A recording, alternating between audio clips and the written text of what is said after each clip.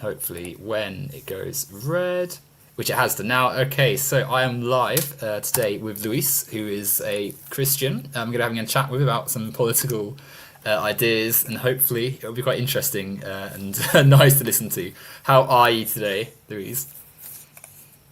Hey, I'm good. I'm very glad to be here. Thank you for the Excellent. invitation. Thank you for asking. It Yeah, was nice to. It's always nice to have a chat about things. Huh? Is it a nice day where you are? It's been lovely in the UK today, nice and sunny. yeah. It was like, not a great, like just a regular day. Not really sunny, not really bad. So just average. I Well, would say like that. yeah, nothing wrong with an average day. Sometimes average can be quite nice. Sometimes it can Yeah, be quite peaceful. Huh? yeah. Like I had a that's the great day last. so far. So yeah. Awesome. So, I've sent all the links out, so hopefully that's all fine. We are going to have a little chat about. I've put in the in the description Christians, capitalism, socialism. It's nice and broad, but I suppose Luis, it's best to start with you really. Like, obviously you're a Christian, but like, what would you say is your um, sort of not ideology, but like guiding principle almost of the world. Like because I've got a lot I could say about how I think the world is and how I think the world should be and such. But let's start with you. What is your rationale and sort of principles that you would aim towards or guide yourself on of sorts?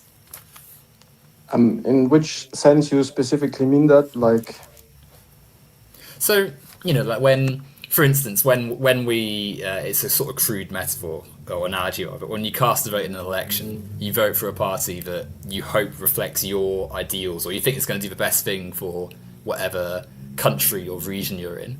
And so, for me, for instance, I when I vote, try and vote for the most left wing option, which has the best chance of winning. Which sadly in the UK often means that it's not quite as left wing as I would maybe actually like. But I try and align my actions and the people I vote for and such to what I believe is the best. The sort of the principles of equality and justice and equity and wanting everyone to have a decent life and such. So that's why I would say I'd call myself left wing and have anti-capitalist politics. What would you say is something that is your perspective on this matter? Because obviously you said you're Christian, but Christian is quite. There's 2 billion Christians, right? It's quite a broad school of thought. So what would you say is your sort of perspective on it? Or I mean, I think like I don't really have a political spectrum. I would say I'm on. I'm sometimes I vote, sometimes I don't vote. If there's like a very specific Christian issue that one party addresses that I see is like very evil in the world, then I probably would vote for them. But in general, I'm not too concerned with voting or with politics. I tend more to just focus on how, in the circumstances that are given, I can bring the light of my religion to the world. So that's my main focus. And of course, if there's a political party that is special, like addresses one topic, I would vote for them if the rest is not that evil. But it's evil? always kind of hard because, I Do mean, you? Sorry, go ahead. Sorry. it's there are no like Christian political parties, so I'm always gonna have huge disagreements with them. So I'ma just let the world do what the world does, and I'll focus on the church and try to bring in the circumstances that the political party that is in power at the moment gives me That's to work through them. Yeah, that's an interesting perspective because like you, I sort of think there's always going to be a dissonance between a political party and your own views, right? Like there's never going it's never likely there'll be a case where your own personal ideas and such are exactly going to be mirrored by a large entity like a political party. Certainly not on the sort of level that is actually going to reach political power and such. But it's interesting that you say like specific issues would make you vote for a party, because that would, to me, suggest that whilst you maybe wouldn't assign yourself a political value, there is somewhere that would be more aligned with where you fit and such. And specifically when you said about evil, the idea that there's evil actions that political parties do, I would say that there's definitely like good, more good actions and more bad actions, and certainly that's a large part of why I am left wing, because it does more good in the world to be fighting for justice and breaking down inequalities than it does campaigning for, like, I don't know, the right to have $1 billion over someone else, or the right to keep people's access to food and drink and such denied and such.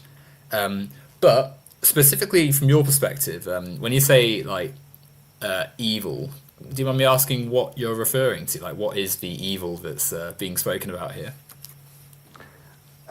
Yeah, let me weigh in on the first thing you said before that. So, um, first, so when it comes to the parties, I think just like a left wing party can get it right, and the right wing can get some issues right. And it's not like I really align myself with one or the other. It's just when one party addresses, for example, a really important subject, then I could see myself voting for them. What I mean with evil is what's the best way to define that? I think it's just how much the evil, like my definition of evil, is violating God's law. I mean, really shortly said, everything that is outside of loving God with all your heart, soul, mind, and strength, and your neighbor as yourself, is evil. Of course, I'm also evil because I'm not perfect in that, but like It's a that's strong. what I You would just, define as evil. did you say you so did you say that you're evil? I mean, I'm not like inherently that evil because there's also that part in me that loves God with all my heart, soul, mind, and strength, and my neighbor as myself, but I'm not perfect. And there are these two passions in me at war, I would say. That's, I don't know how familiar you are with the Bible. That's a topic Some Paul of it. talks a lot in Romans, especially Romans 7, that we have when we come, like before we are Christian, we don't really care about these things. And once you become a Christian, you have these two passions at war in yourself.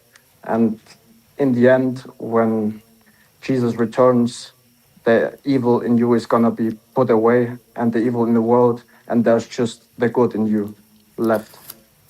I mean, So, I feel like it's more than just Christians concerned with evil, though, right? Because look, there's lots of other religions that would also speak in these sort of rather sweeping terms of do X, don't do Y, obey this law, don't obey this law, and we can agree that there's some like universals, right? Like most people, whether religious or not, and regardless of which religion they believe in, agree that things like murdering and stealing and helping people, murder is bad and helping people is good. Like most people, most religions have some principle that says do good unto others, right? Like most, um, I think we can agree there's clearly like a universal sort of sense of what is good to do to other humans is what we should be trying to do, right? Like as a yeah, universal.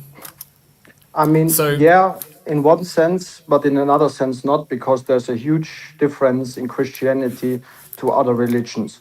Because other religions think of it as a way like you yourself can do that and you yourself can work yourself towards that.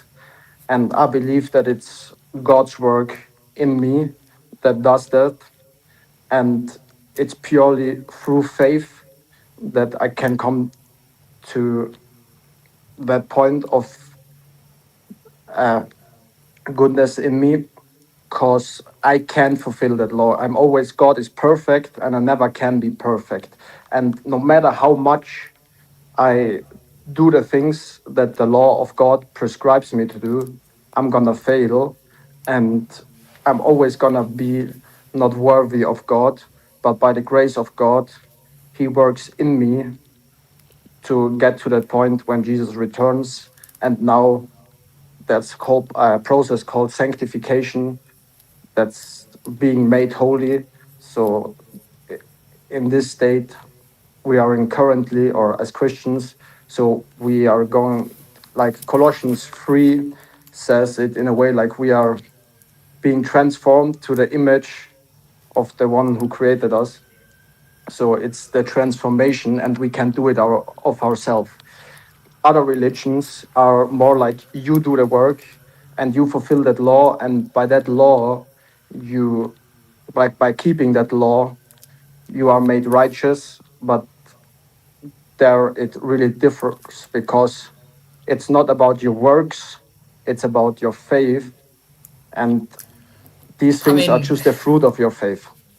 but don't you think there's a little bit of a problem there, right? Because you say it's not about your works, it's about your faith, but then someone could have faith and do rather terrible things, and someone else could do really great things, but maybe just have this sort of slight difference in how they interpret the world. So, say someone from a different religion, someone who's not religious, etc.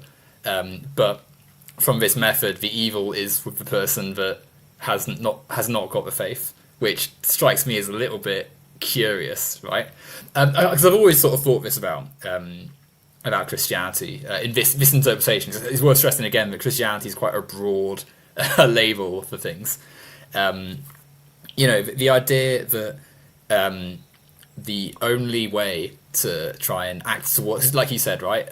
This school of thought says that all humans have some inherent deviation from God, and so because we're trying to supposedly get there, we don't have the same quality, and we have to try and have this faith with us throughout our life and obey God's law and whatever. But that doesn't strike me as particularly something that a loving God would care about. Surely if God has created everyone on the earth, why would it matter to God that some humans choose to interpret things differently if they're still doing things which help the earth? Like, why would anyone, like, if it's not, to me, evil shouldn't be something which is defined in that strictly sort of religious sense. In my mind, the actual sort of lived world that we're in is where we should be focusing on. And so this is why I sort of, even though you said earlier that you wouldn't say you're politically connected to political parties, which is fair enough. Parties are sort of fairly set, confined things. I'd say that the important part is what is happening in the structures of the world around us. Why I, for instance, would call myself anti-capitalist is directly linked to the actions of people and systems in our planet now. I'm just going to turn the lights on. It suddenly got very dark in the UK. Give me one moment. Okay.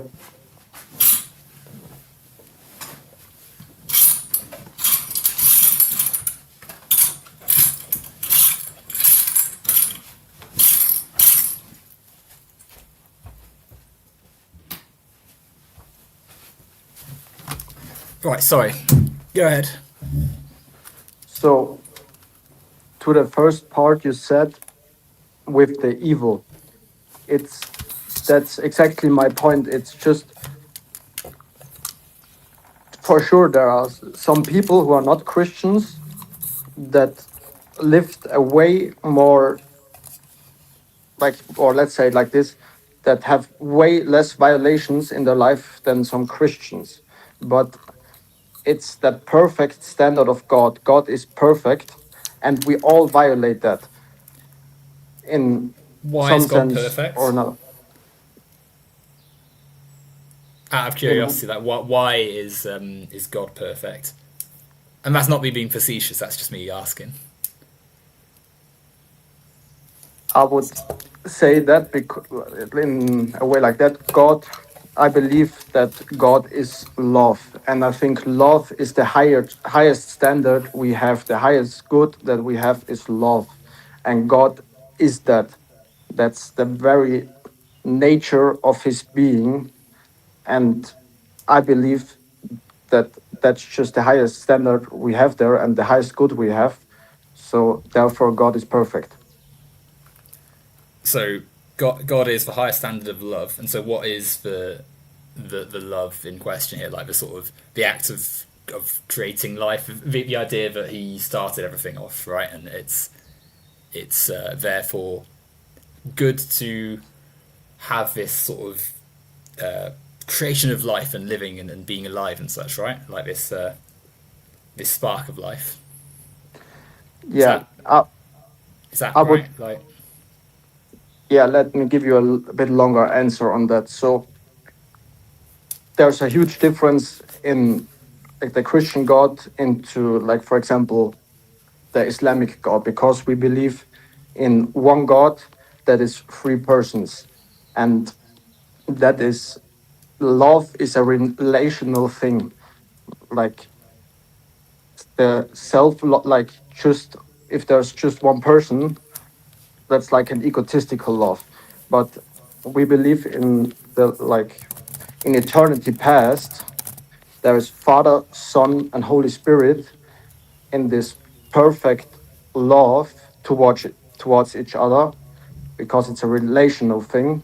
And out of that love, they created to let creation share in that love. I mean, I get what you're saying. Like, obviously, the Christian faith will generally believe in the Father, Son, Holy Ghost, and such. And there's different interpretations between how Christians view God and how Muslims view Allah, but it's still it's still largely the same principle, right? Like a Muslim would also sit here and say, yes, we believe that Allah is love because Allah created life and Allah has given us these things to cherish and try and obey and such, right? Like it's still largely the same stuff. But on this point that you believe that because God represents this love and because it's a relationship between humans and a higher power, should that not translate to something beyond just this faith, but something that actually exists in our tangible human world that should see us want to do actual good in the world, right? Because it's all well having this view, but at the same time, if because you would believe as well, like the idea that we should love our neighbours, we should be kind to others. There's an inherent value in doing that because we all exist and we should be good to things which exist and do kindness unto others as not just humans but just as things that exist in the world, right? And so that then translates into a political position which I would say is a left-wing one, because we're trying to think, okay, every human being should be able to enjoy life in the same way that you've argued that God's love lets us enjoy life. As a result of that, we should have everyone being able to eat and have a home and have access to the things they need in life, and there shouldn't be massive power differences between one person and another, because all people are worthy of life and worthy of a decent and good life. And so that's why I think, because I'm not even sort of saying this as like oh yes, I think religion is silly and waste of time. Like, I'm not anti anything here, really. What I'm trying to think instead is how can we connect the ideas that you've said here, which, if we take away sort of the Christian element, are quite similar to the views that a lot of people have, and connect that to the wider ideas of left-wing thought that I would say I subscribe to. Sorry. So let me start with the first thing you said. So I don't believe it's echoing my voice. So Oh, is it? I can't hear an echo. okay, I don't know. I can hear it. So maybe that's something Oh, wrong with the stream. But okay, then I'll just go ahead. yeah. I can't. Okay. That's something the chat can say, but I can't hear anything wrong, and I just checked the actual stream itself, and there doesn't appear to be an echo. But Okay, my maybe tech, it's just my phone or something. But okay, then let me go ahead. So, with the first thing you said, that a Muslim is gonna say Allah is love. Yeah, they can say that, but it's about the truth. And I believe, or I think it's the truth that love in itself is a triune thing. There is always a loving relationship, or love is a relational thing and always a triune thing. Therefore, that can't be true. So, what, so sorry, Allah, a Muslim would say Allah is love, and this is wrong because what? Why? What? Sorry, I don't quite understand the difference between a Christian saying it and a Muslim saying it. Like I get, obviously, I get that you have your religion, and so you believe your religion is correct. But I don't see what the difference would be here, because it's essentially the same.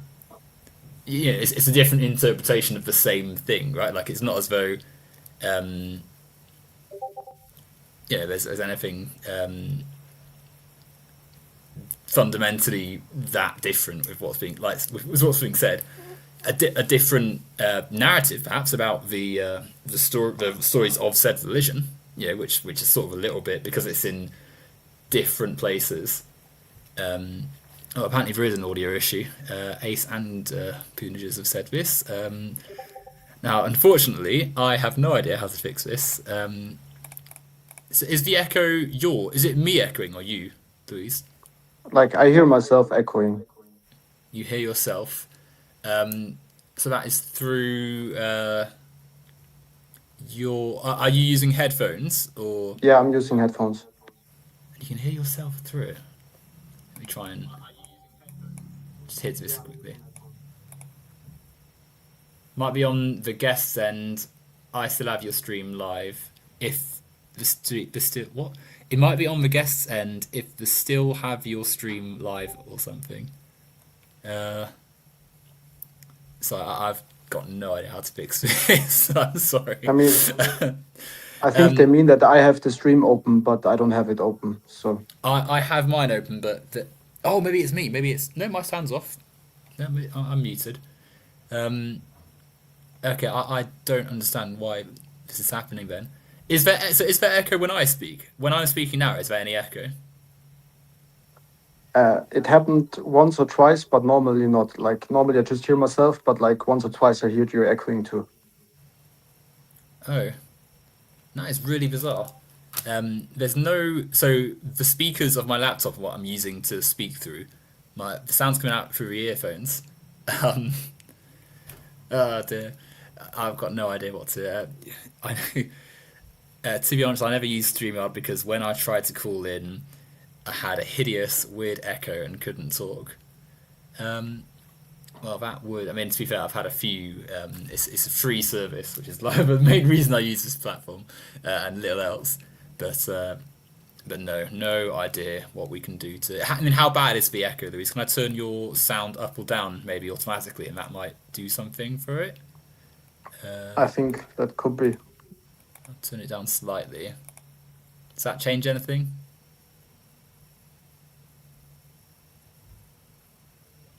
How is it now?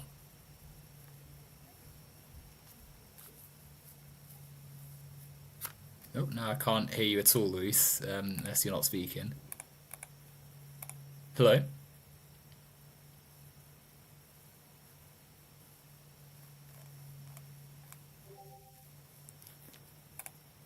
Oh, what's happened? Hold on.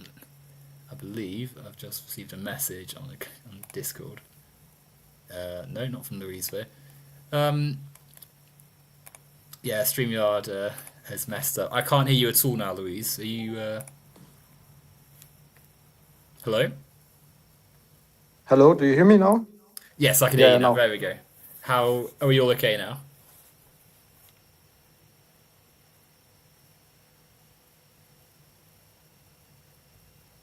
Are you still there, Louise? So leftist production values. Uh, oh, here we go. Right. Shall I add this one then, and not that one? Can you hear me now, Luis?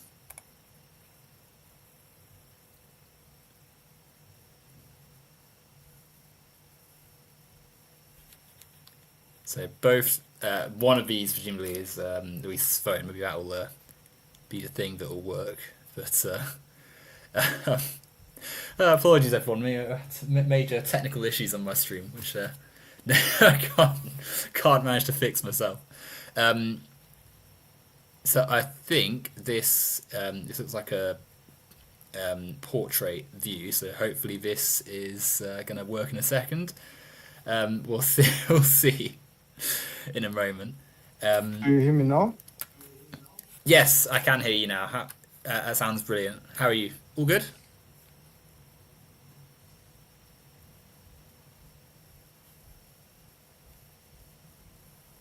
Hello.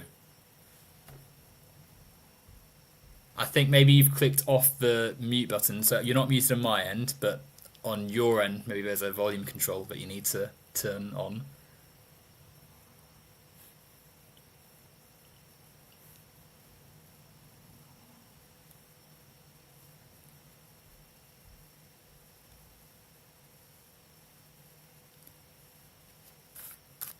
Maybe reconnect to the call. Perhaps that will be what it is. Luis entered the studio. So is it working now? Yes, I can hear you now. Yes. Okay, like I completely disconnected at some point. That's all right. Happens to the best of us. Now you kicked out the wrong person, I think, or I don't hear you anymore. Oh, you can't. Can you hear me now? I'm definitely. I can see my little green. Like I can't hear you anymore. You can't hear me at all now. Oh no. Okay. Hold on, let me put something in the chat quickly. I can hear you. My sound is still coming through on the stream. I don't see why how you wouldn't be able to hear me, because I can definitely I can hear myself on my own stream, and I can see the green bars at the bottom there. How am I gonna sort this out? Louis says I can't hear you. Well, right, let me try to remove. Add. Can you hear me now, Luis? Try moving you. Add you again twice. Right. Hello, Lasty. Lasty says in here, I can hear you, and I can hear you, Luis. So, Luis, I think it might be at your end this time. Try reconnecting again, Luis, and hopefully this will work. But we'll see. Right, Luis's device is now completely disconnected, it says. So then hopefully, that is a kind offer. I might take you up on that if this continues to mess up. I reckon Luis is reconnecting his device now, and we'll see how that goes. Right, here we go. Oh, now I can hear you again. Fantastic, and I can hear you. Brilliant. Perfect. All sorted. Right, sorry about that, everyone. We're fine now. What were we saying just before this all happened? So you were making the comparison between Allah and how Allah can also be love, and like the last thing I wanted to say is why I think that that can't be the case, because without creation there's just Allah and one person, and there is nothing to have a relationship with. He needs to create to love, and therefore he doesn't have the intrinsic quality of love in himself. If you take creation away from the Trinity, there's still this perfect love between Father, Son, and Holy Spirit, and they don't need creation for their perfect love. They create creation out of their love to let creation share in their love, but the intrinsic quality in eternity past is still love. Allah doesn't have that because he's just one person, and there's nothing to love because love is a relational thing. And I don't think like Well, I mean, a that's Muslim just would a also selfish love. say, but a Muslim would say that Allah created everything, and so there is still a relation between Allah, the creator, and the life and species and such that Allah created. In the same way that a Christian would say what you just said there, right? Like it's. I'm not trying to say I don't see this conversation as I'm trying to disprove what your religion is or anything. But can you see that there's still that we could have the exactly the same conversation in another country that is a similar interpretation. In fact, as Punjas quite rightly says, YouTube Gloop even, some would suggest they are the same God. Some would say that it's this. A Muslim might say, okay, well, this is a different interpretation of the same creator felt differently in different places. Which, I think if we're thinking about love as well, would a loving God truly care that someone has expressed the same love in a different worded way or a slightly different way? So let's answer the first thing. I think it can't be the case with Allah because Allah does isn't love. He can't be love because he's just one person. He can't be love. Of course, he can love his creation, but it's then the love is not an internal quality of Allah because without creation there is no love and nothing to love. So therefore, it's not an quality that he has in himself. Why wouldn't it That's be a a quality that he relation to has in creation. himself? But Allah did create, like, a Muslim would say exactly the same thing, right? That Allah created the world and so has that relation with its creations in the same way that God does. I don't see what the issue is, to be honest. And what I think was more important is that whether someone is Christian or Muslim or atheist or whatever, the action in the real world, in the sort of tangible world, is the important bit, right? Because ultimately, it's what we do in the tangible, the lived stuff that is what is ultimately going to sort of have effects on things. Because someone can have any internal belief idea about how the world exists they like, but they can choose to maybe put a program in that builds schools, or they can build bombs.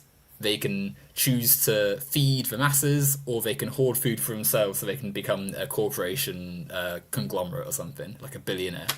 And so that is why I think there's, when we think about love in terms of loving thy neighbour and being invested in life and such, that is where the politics comes into it. Because when we make decisions about how to manage that life and how to exist as a society, that inevitably has an impact on how we treat others.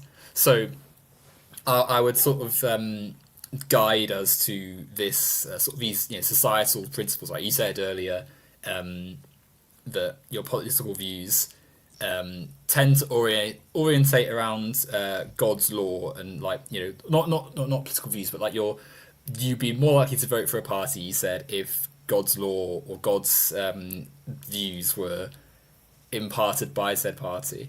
Like, is there a sort of example of where that comes into effect? Like, what would be an example of something that would make you think, yes, this represents my views, I will go out and vote for them? Would there be like an example of that you'd be able to elucidate? I think I can explain on the example you gave before the stream went out or the audio or whatever.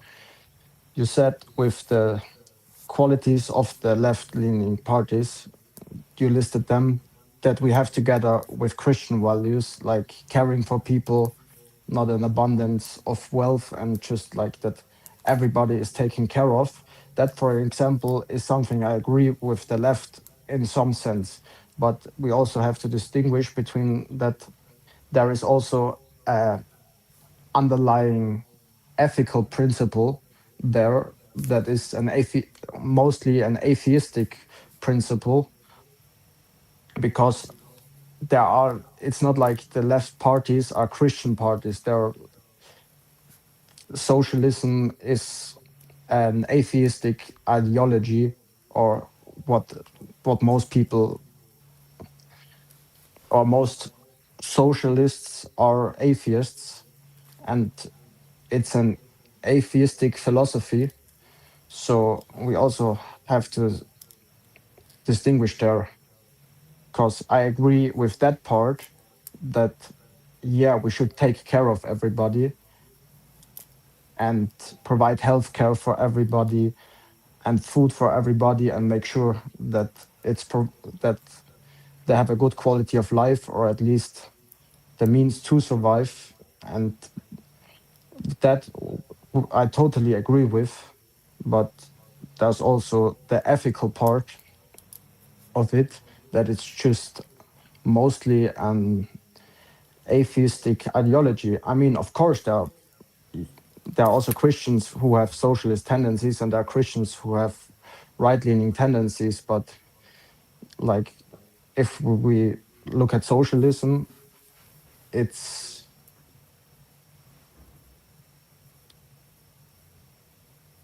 an atheistic system of values. Do you think then there's an interesting why do you think the parties that lean left, that, as we've just said, tend to have policies which supporting people's material needs, tend to, and we'll stress again that the left we're talking about here is often on the wider perspective of capitalist society. It's not as though, like, say, the Democrats in the US or the the left, the Labour and such are genuinely left wing, but sort of within perspective, within context and such. But why do we think right wing? Why is it that, as you've just, because you're quite right, there's probably more people who would call themselves atheist in left wing circles than the more sort of typically religious themed right wing parties, especially in places like in America, but it depends on where you are.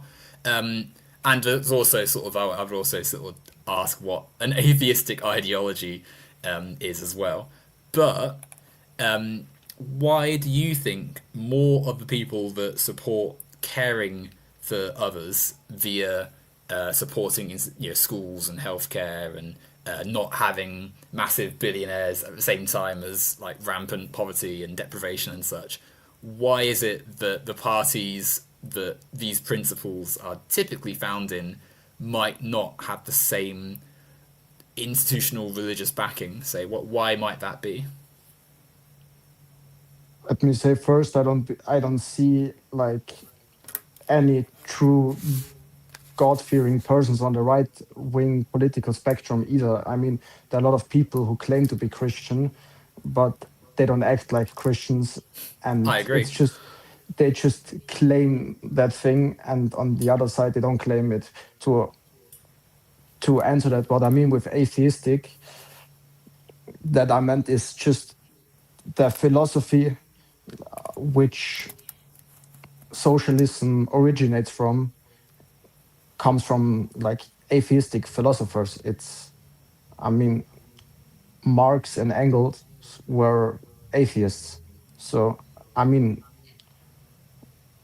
that's basically what I meant. Like, there's Well, always, yeah, not that's always, always is probably the wrong word, but there's most of the time people who ascribe themselves to socialism also believe in those philosophical ideas. So that's what I meant with that. okay. But I mean, firstly,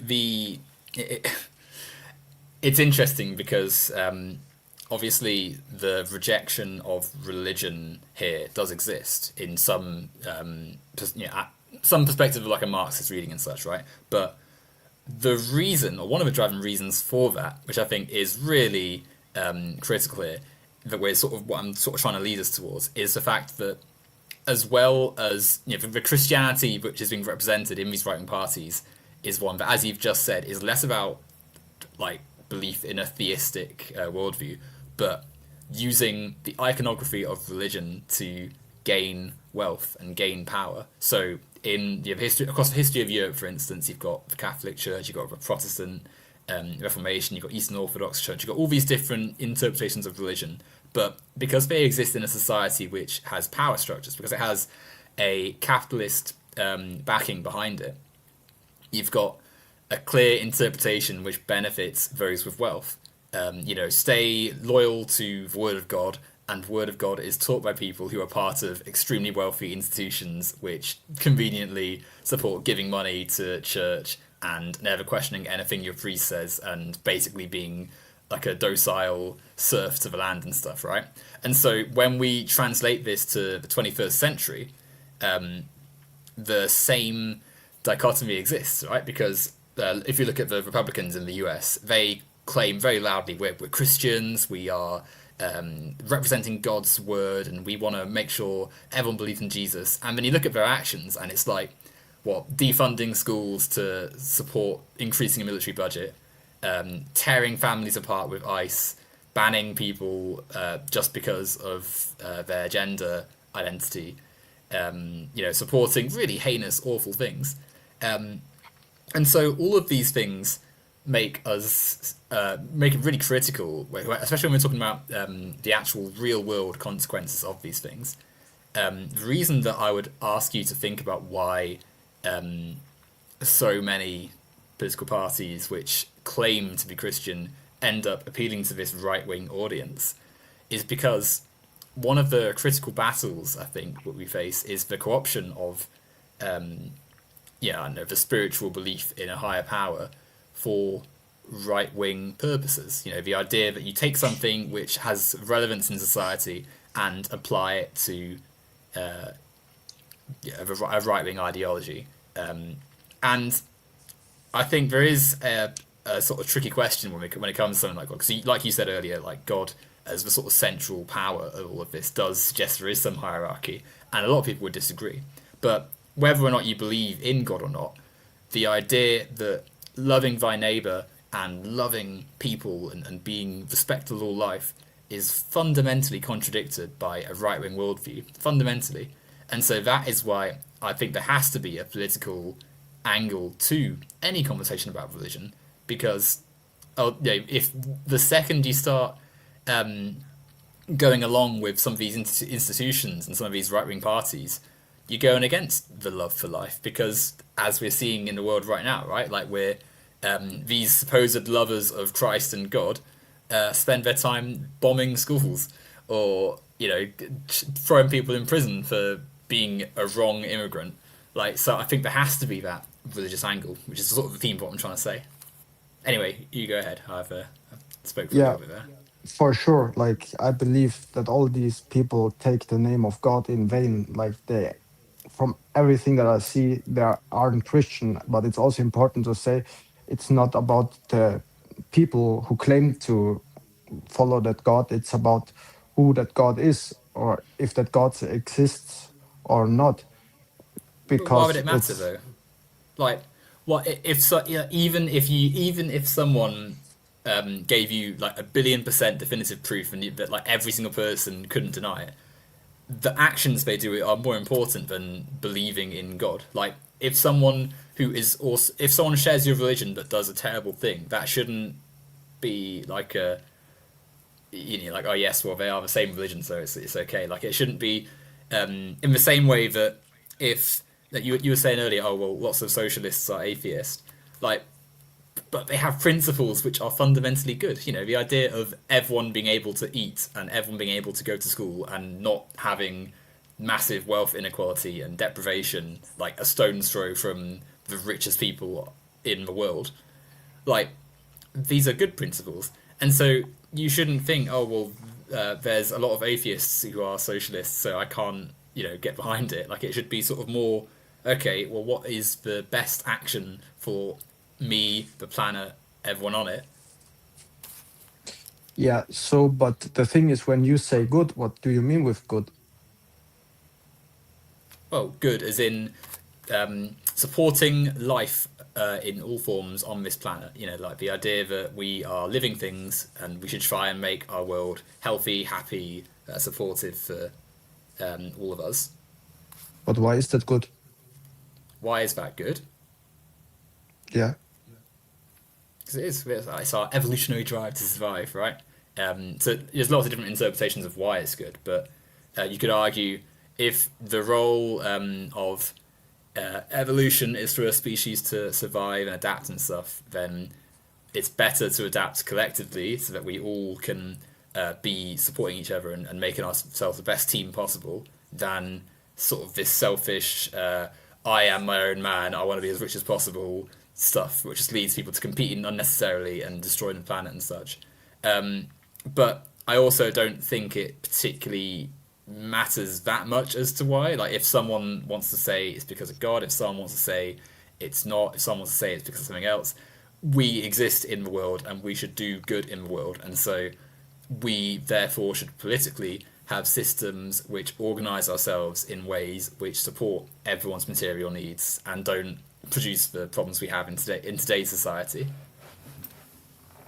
I mean, but if you talk about what's good or not, it's when there is no God, then that good is subjective. And somebody can say, okay, I don't want that. I want to live for myself. And I define that as good. So I'm not just go and steal everybody's money. I'm get rich on the cost of everybody.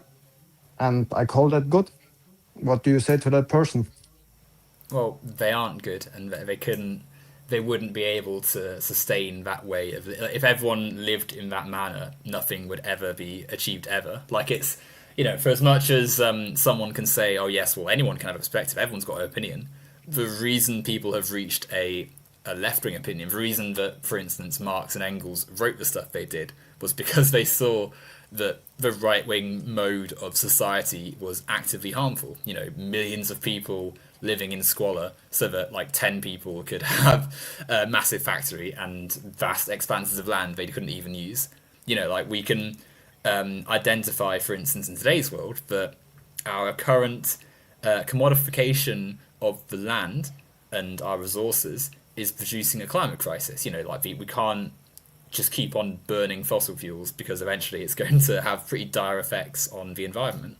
But because we're tethered to a system like capitalism, a right wing system that, as you've just said, promotes the ideas of getting as wealthy as possible, becoming the richest capitalist of all, pursuing the market demands, regardless of the actual ethical costs of it, these are things which aren't good.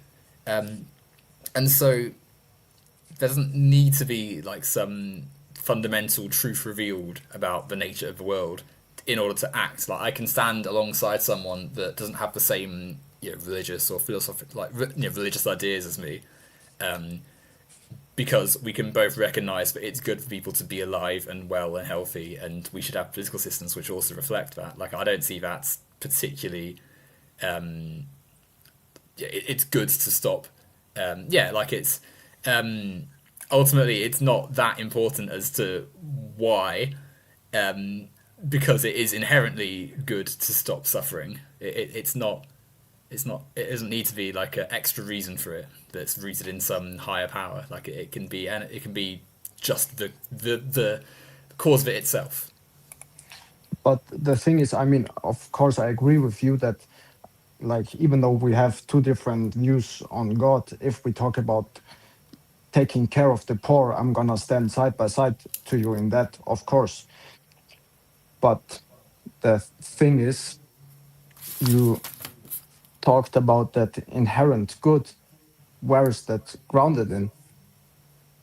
Because you Well, used okay, it, but that you use the idea of an inherent truth, but in your worldview, that inherent truth doesn't exist because there's nothing to be for it to be grounded in. how is there nothing for it to be grounded in?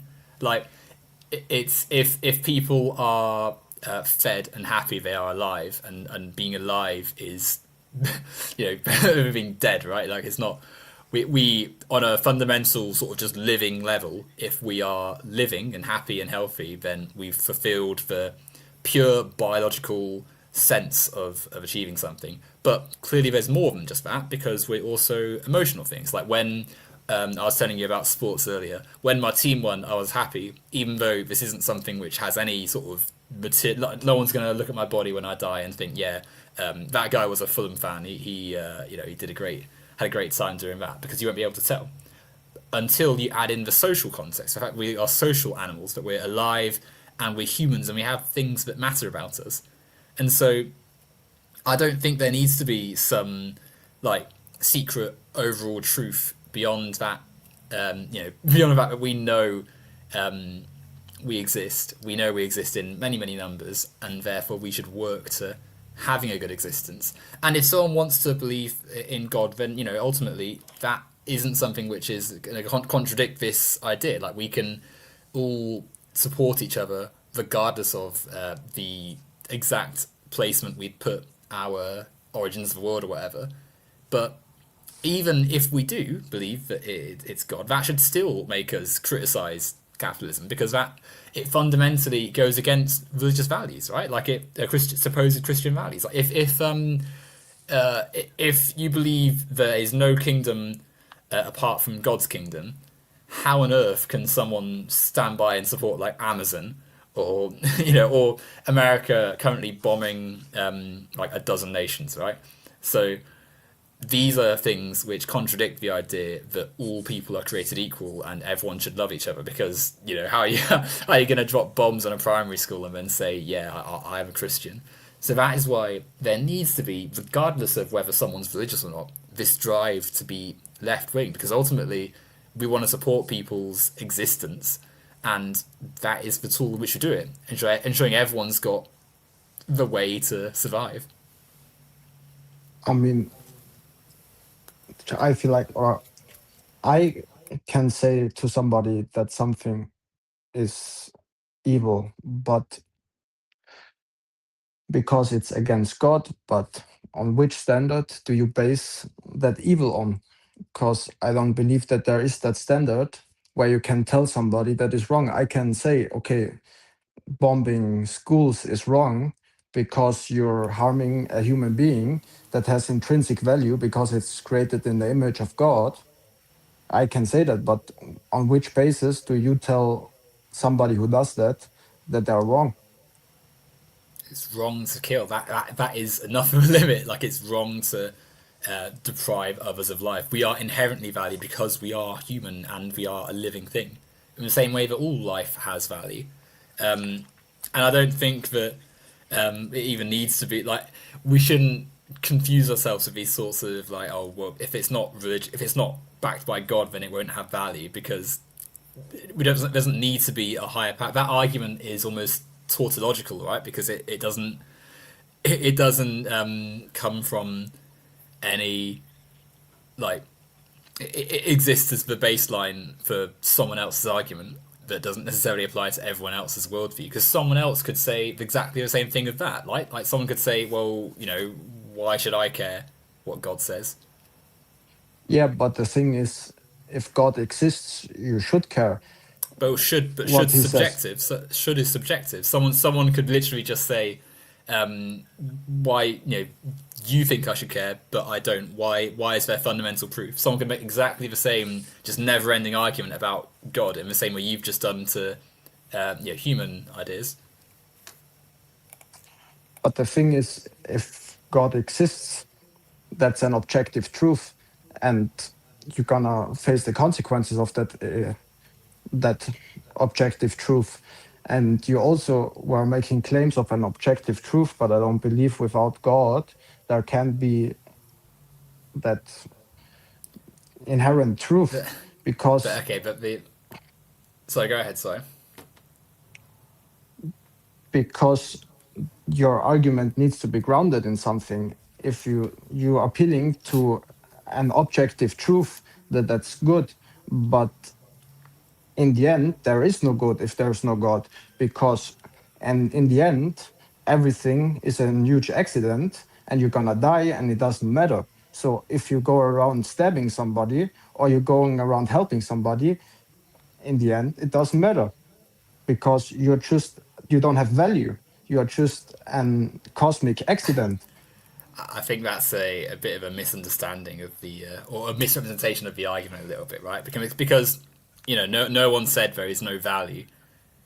The argument initially actually doesn't even necessarily need to have a higher power attached to it, right? Like the human life and life on the planet is valuable and has value rather than being valuable. Sorry, it has inherent value because we are living things alive, and we don't need to define it beyond some, like if you found out that you'd actually been printed off a 3D printer and had been created by just like Amazon Prime, that wouldn't stop you from being valuable. You would still exist. If you exist, then there is something valuable there. And the social meaning of our world, beyond that of sort of just our urges, which I don't think as well, the sort of the idea of running around stabbing people is something which would only be bad for the with the existence of God. But as Pinter's put very importantly, if we're talking about objective truth, and again I don't want to turn this into anything that's gonna, I'm not sort of saying this in a nasty way, but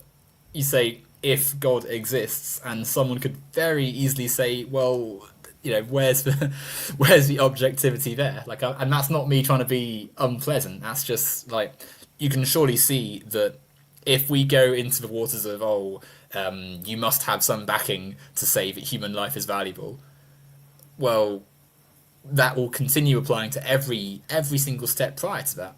It's like if you imagine it's like a maths question, right? And the maths question says, what is 1 plus 1? And our instinct is to say 2. And then someone else could say, well, how do you know? How do you know that? Like, you could keep on going on and on and on forever. Or you could accept that, at least in base 10, 1 plus 1 is 2. I suppose in base 2 as well, right? But no, base 3 even, sorry. But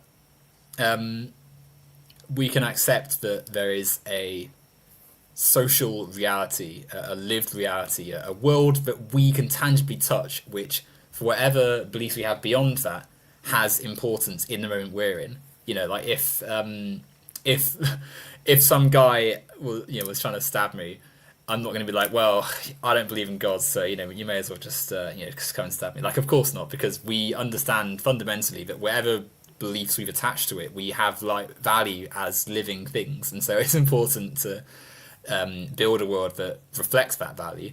And fundamentally, just because someone doesn't share the same belief system doesn't mean that they are somehow unable to understand the value of life, because look at the stuff that Jesus said, when God said, like, if we believe that everyone is our neighbor and that we should all love each other, it wouldn't matter what that love's going to look, what that belief is going to look like for a lot of people.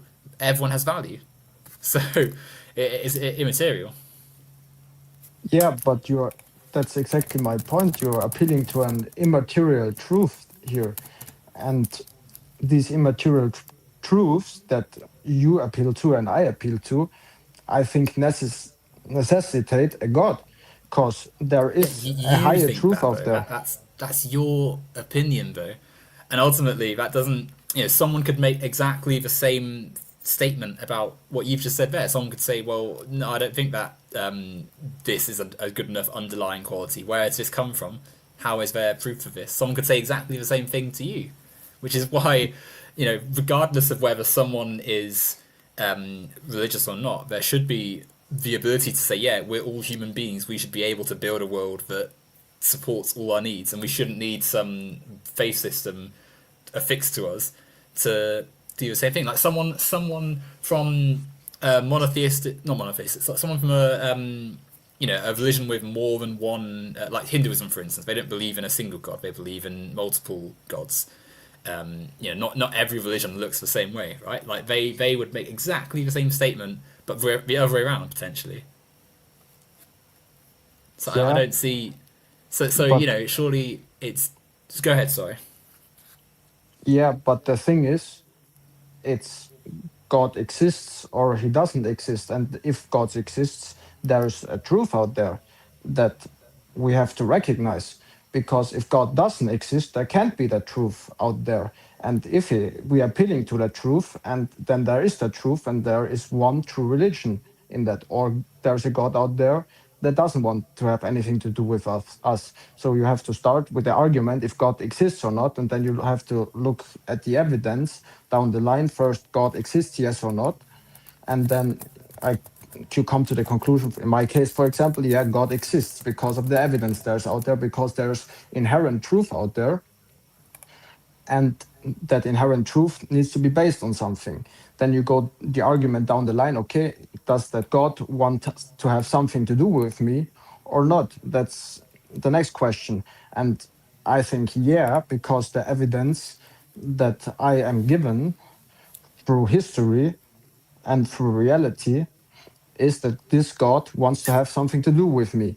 And then the next thing is, okay, I believe that that God is revealed or is himself Jesus Christ. And that's how I come to that conclusion. And there's either a truth or not a truth, but it's But it's not how? relative. Surely, but someone could say all the things you've just said, but with God swapped out for Allah, or with Christianity swapped out for Sikhism or Buddhism or Hinduism or any spiritual non something beyond the human sort of tangible world. And equally, someone could say, well, there is no physical, tangible proof or system you can prove this with. Therefore, why on earth are we trying to crowbar this in? But I don't think that this should be, the starting point for, oh yes, this is how we're going to work out how humans are going to get along. Like, because the political stuff we've said about like feeding people and believing in equality and equity and stuff, like that is something we can achieve whether or not you believe in God or any religion. Like, because let's be real, there's been lots of people who have sort of taken power in society that have in the name of God done atrocious things. And that again, that is not to say, oh yes, Christianity equals death and whatever, but surely you can see that just having some, like, there has to be something a bit more scrutinous than just a faith in God to sort of conduct our political ideas on, which I think is why it's so important to attach that left wing angle to it. Because let's think about you said a second ago, what did you say? It came to mind a moment ago, like the faith in God as like a inherent truth, a truism. God exists and wants something to do with us, right? But there have been so many people who have been mistreated and treated atrociously, like just absolutely abhorrently, just like the worst kinds of human existence: slavery, genocide, warfare. The kids the other day who got blown up in that school in Iran. What on earth was God doing there? Like, what on earth happened for this to be the consequence of someone's like? What was God's intervention or plan for some kid that's been blown into a million pieces?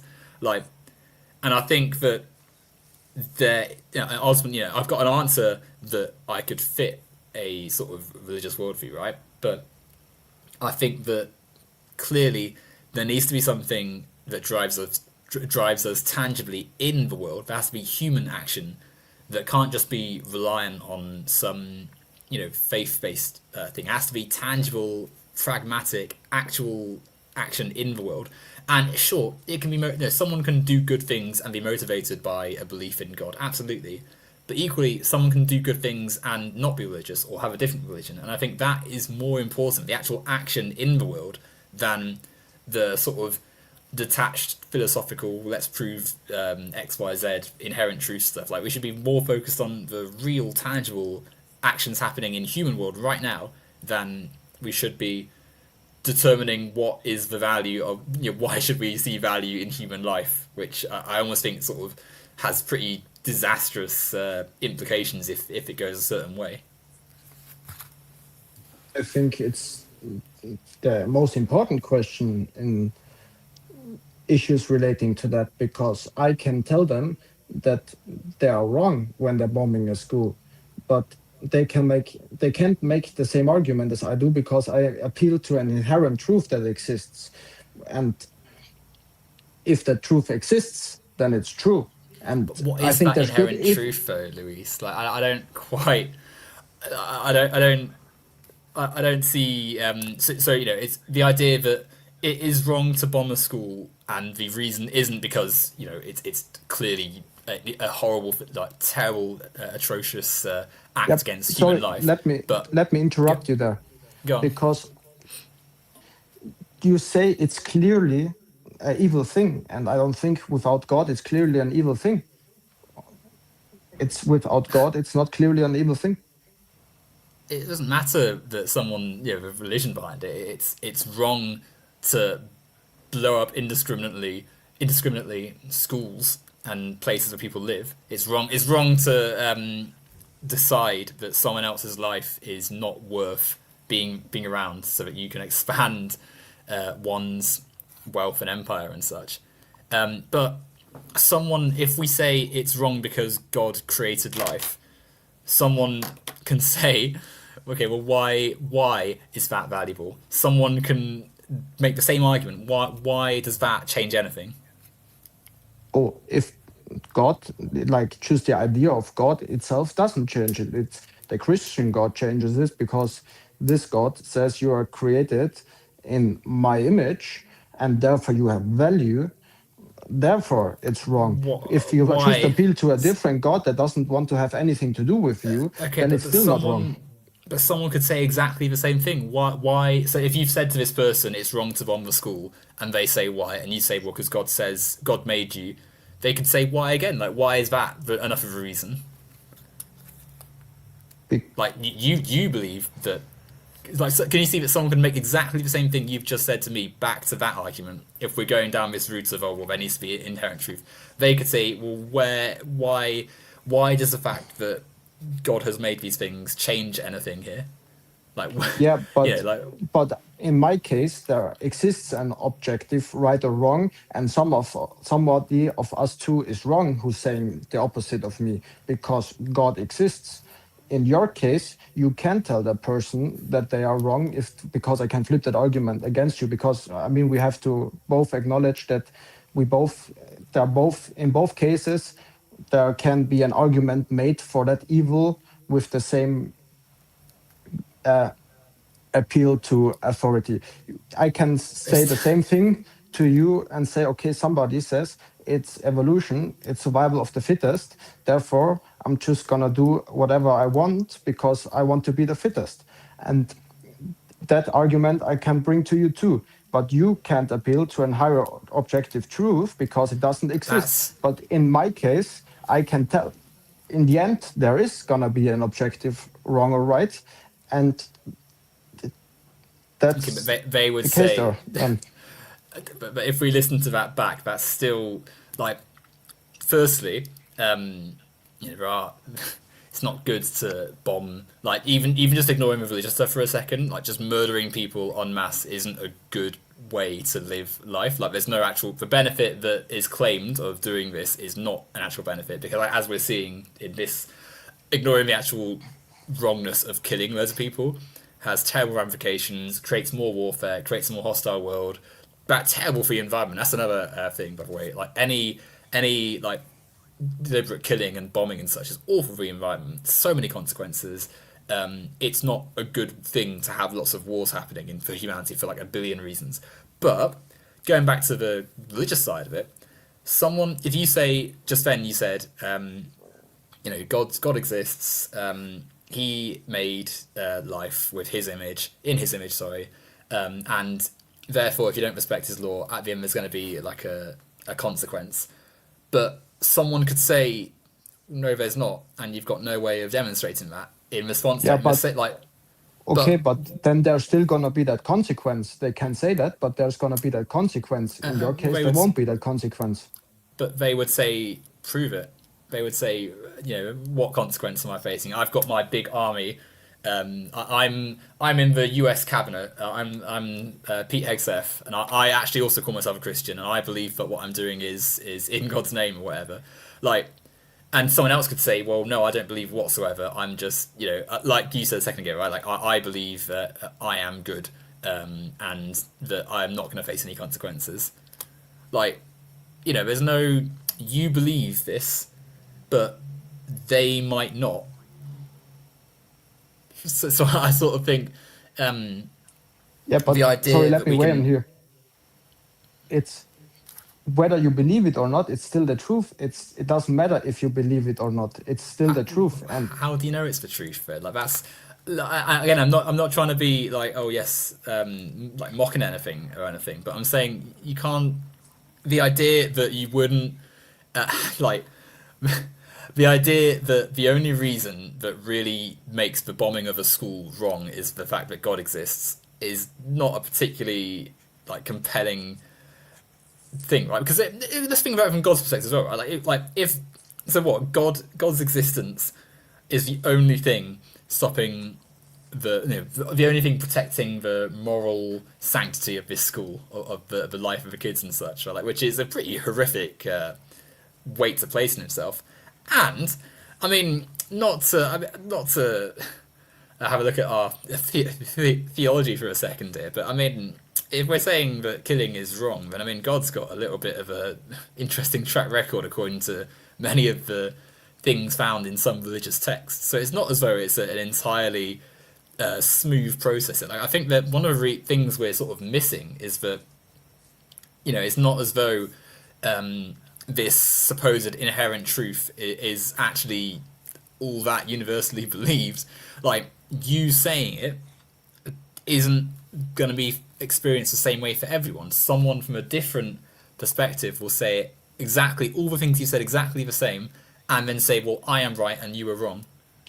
but the And thing then is, also, sorry? so the thing is, you are always appealing to an objective truth, and you're always by appealing. Okay, you're saying that is wrong, and you're appealing to an objective truth, and then you're making arguments by saying, okay, this person says, and this person says, and this person says. But that's exactly the problem. That if there's no objective truth, what every single person says is equally valid.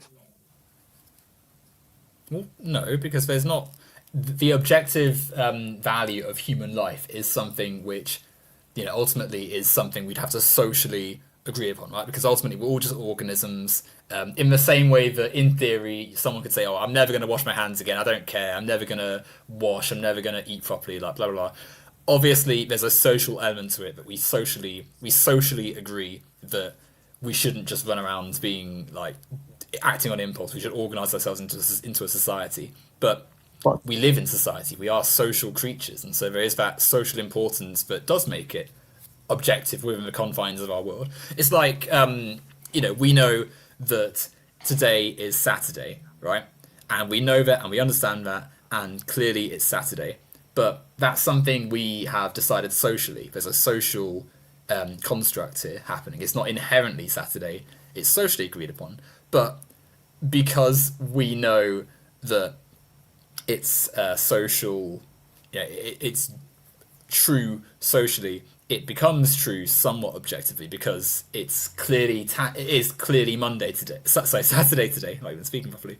It's clearly Saturday today, so it's silly to do that. And obviously, this is something that's quite subjective, right? Because days aren't the same everywhere. But going beneath that a little bit, going to sort of further down in terms, sort of further up in terms of weighting, there are some things which, sure, are maybe don't have like a written law somewhere that says it is, but are things we understand. It is important for everyone to eat because we're all humans and we all need food. It's important for us all to drink water because we are humans. We need to survive and such.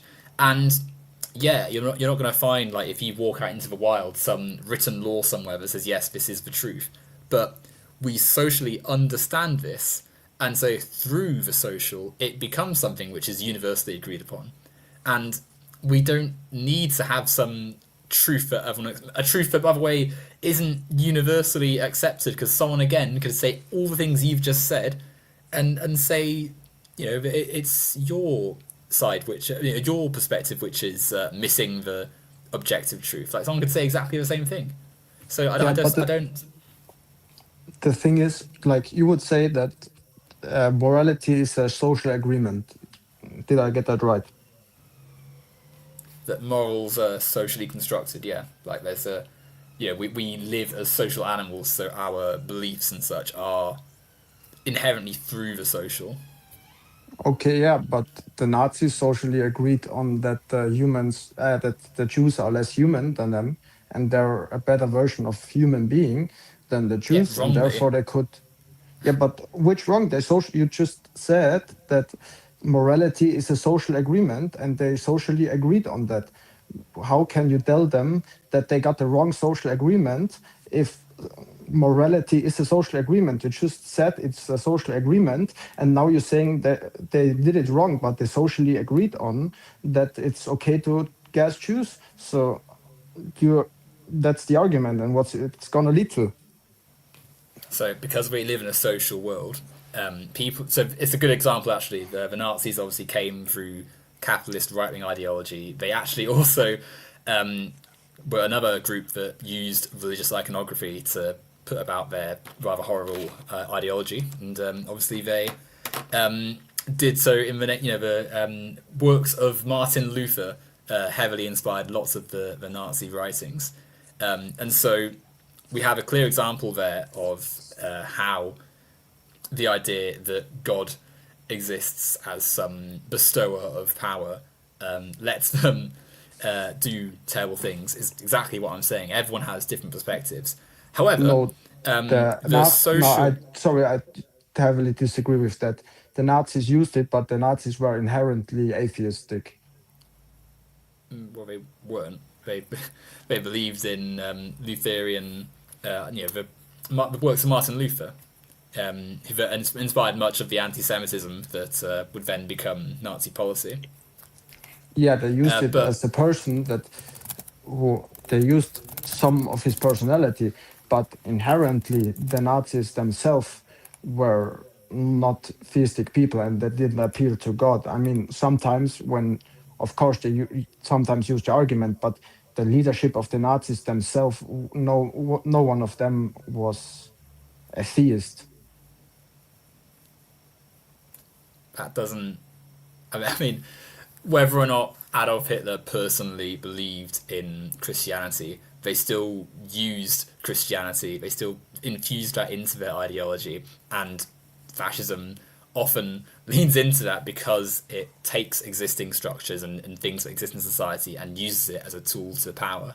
And But again, it's worth stressing that I'm not saying, oh yes, this is a Christian thing. Like obviously, the Nazis aren't representative of the average Christian. Of course not. What we're but they saying here, also appeal to Nietzsche, for example, and Nietzsche is clearly the opposite of Martin Luther. So they just took from everybody yeah, what they wanted to take yeah, from it, but they didn't I have agree. It's an an inherent. incoherent ideology. I agree.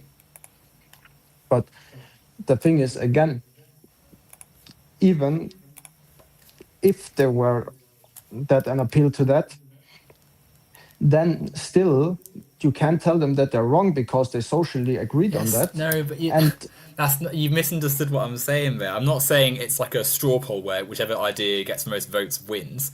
What we're saying is that because we socially live in the world, we have a baseline of yes, all life has value. Now, someone that comes along and says, "Well, I don't agree, and I'm gonna, you can't tell me otherwise because there's no inherent truth," is someone that needs to be, socially organized against. We can ultimately, the fact that a lot of people can believe a bad idea isn't a reason to say, "Oh, yeah, we should let live and let live." We've got to act upon the fact that things are good and some things are bad, and stop bad things from happening. And I almost think it's a bit pointless, really, sort of this line of, oh yes, we must prove why we are good. Just do it. Actions are more important than some big philosophical debate about why it's good to be good. And I don't think, like if I don't think for a second that if you were in the situation of being able to stop, say, an atrocity, you would need, like, I don't know, God to personally come and tell you, yes, this is my bestowed will. You would just do it because on a fundamental level, we all live in the real world, in the physical, tangible world, and want good things to happen. You know, we want the best for those around us. Like, we're social animals. We want good things because we're living, and we, as human beings, we're not like some one cell organism that just floats around on the ocean floor. Like, we're living social creatures that respond positively to the things around us, the stimulus around us. And so, when the Nazis come along and say, yeah, we're going to do these atrocious acts, that upsets that basic truth about humanity. It's fundamentally wrong because it's wrong to treat things badly, and also because that's how we are. We exist as groups. We're not like just monoliths that exist independent of everyone else. We are social animals. But even if we ignore all of that, we can sit here and agree that human life is valuable, and there doesn't need to be some caveat or some like secret truth behind it. It's just true. Like, it's just beneficial to have this in existence as like the truth underneath it. I don't think that going back to the politics, I don't think there needs to be anything more. Certainly in this, like, because ultimately it's important to think critically and stuff, but in terms of right here and right now, like Fatboy Slim said, we need to do what's good now, and those good actions, like we agreed upon earlier, right? Like feeding, make sure everyone is fed, make sure everyone's got a place to live and stuff. That comes through a belief in the value of human life, and that is a left-wing position ultimately, because that is one that says it doesn't matter that you're Billy Big Bucks with $1 billion. Life is more valuable than someone's corporate scheme. Let's break down power structures which are unjust. Let's be a human society that incorporates all life. But that's not how humanity is. You're ignoring the complete history of humanity, because the complete history of humanity is basically a group of people making their own morals, and then, or agreeing socially on morals, and then doing evil things. That's how humans always have been, and that's how every evil in this world ever resulted. Well, That's just that you're ignoring the complete history of humanity there. History of right-wing systems and power structures, but there's also a lot of good that's been done. Yeah, Humans but made. I don't think it's just the case that every single human has contributed equally to every single evil. I think that, and evil is a term as well. Like, I think the idea that we have a lot of things that happen in human history, and a lot of systems have existed, and the point of left-wing ideology and critique is to say, okay, these systems have led to these bad things happening, whereas when we come together and work together and support people's needs, we have less bad things. Like when someone said education should be a human right, that was a good thing, because it meant that instead of kids having to go to a factory, they could go to school and could learn to read and write and stuff. And then the analysis then says, okay, why were these kids going to the factory instead of school? And that takes us back to how people have lived, right? Like the idea that one person or a group of people, like the lords and nobles and the rich kings and such, have controlled like vast amounts more than everyone else. And only some people have been able to access that because it benefits powerful people to stay powerful. It benefits a rich businessman to have an underclass of people basically that exist to work for them for cheap, or not at all even sometimes. So the evil isn't just some inherent like, oh yes, it is the presence of sin and evil. It's someone's choice. Someone chose to do that because of the system around them. And so that is the whole point we're trying to get to, like the idea that we as humans have produced a world, and therefore we can sculpt it and make it better if we work together and try and do that together. But you said that it's a history of right-wing ideology, but the two biggest genocides ever committed weren't committed by right-wing leaning Two groups. biggest genocides. Of course, Which yeah. which two are we talking about? Because I'm a little bit. The two biggest genocides ever committed were committed by the Soviets and by the communist Chinese. And these are both left-leaning ideologies What that committed the two biggest genocides in history. what was left wing about these the USSR and China? Because they I don't doubt that these genocides happened, right? Like you're never going to get me on some horrible like denial stuff. They clearly, like Stalin and Mao were not good, like not good people. But to describe the actions of those states as left wing, I think is quite clearly different from what is being argued by myself and others, right? Like it's Oh yeah, that's definitely not what I'm saying. Don't get me wrong there. I don't believe that that's what you believe in. That leftism you believe in is the same thing that they believed in. But you were just but saying that the history was that the history of people doing what I described is a history of right-leaning politics, and we can argue about a lot of things, but Stalin and Mao weren't right-leaning. well, history of power structures and right wing ideas and such, right? Like because the ideas of the peasants in Russia who overthrew the Tsarist system, which was atrocious, by the way, were clearly different from the Stalinist government, which then took over the country and imparted under the they sort of labelled it communist, but clearly they had an authoritarian state which had some elements of a managed economy.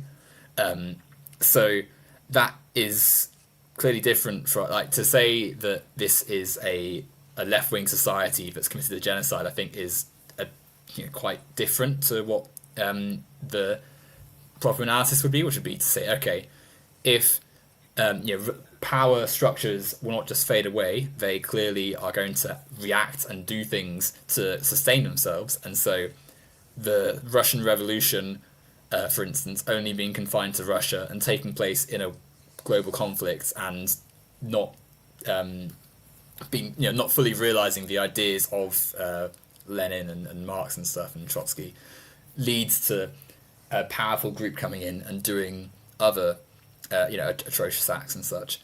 And because like ultimately, if the idea of being left wing is addressing, critiquing, overthrowing, replacing bad power structures, no one then would ascribe a bad power structure as left wing. Like a power structure, if you've got a hierarchy and you've got people on top who are in charge of a state, and you've got everyone else having to basically at the barrel of a gun do stuff.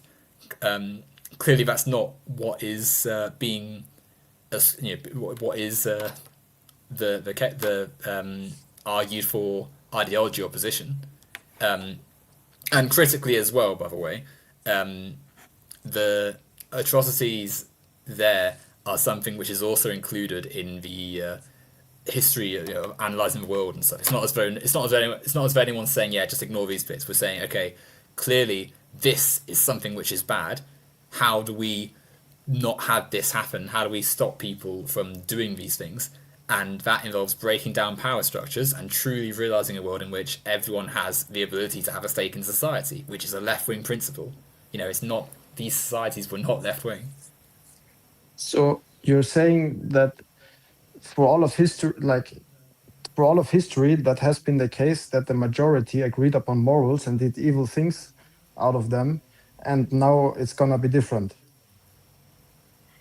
I'm saying that we have lived under many different systems, and certainly in our history in modernity, the sort of like the post-Renaissance era of empire and expansion, and now modern capitalism and late-stage capitalism.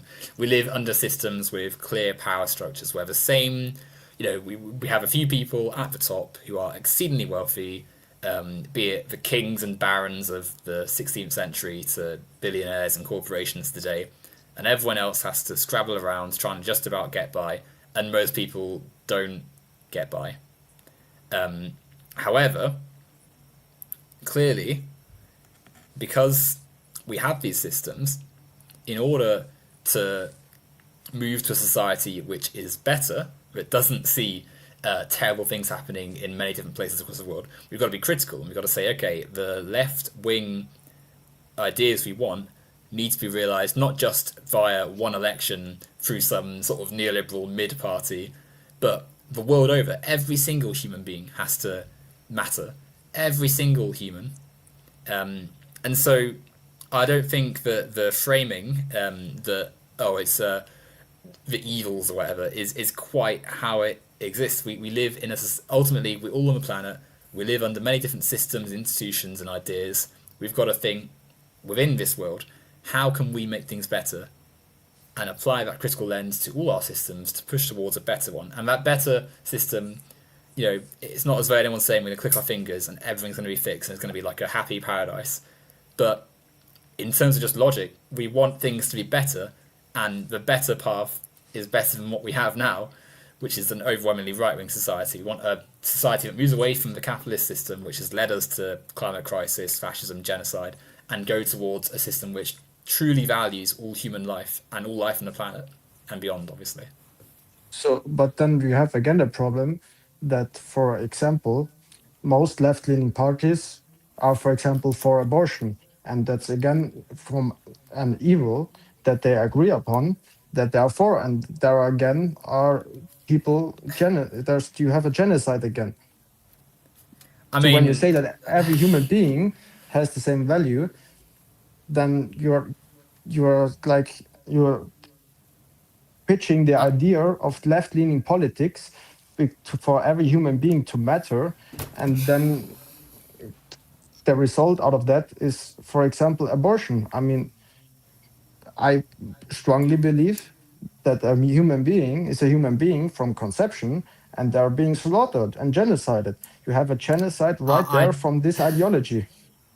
No, I mean, even if we accept the rather horrid position that you've just said there about a murder, to compare the genocide of, say, Nazi Germany to abortion is just horrific, I think.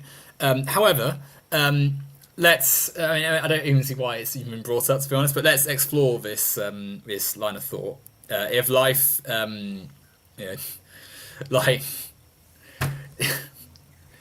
you can't tell me that this is a sincere position to have in terms of why left-wing ideas shouldn't be followed, because someone's...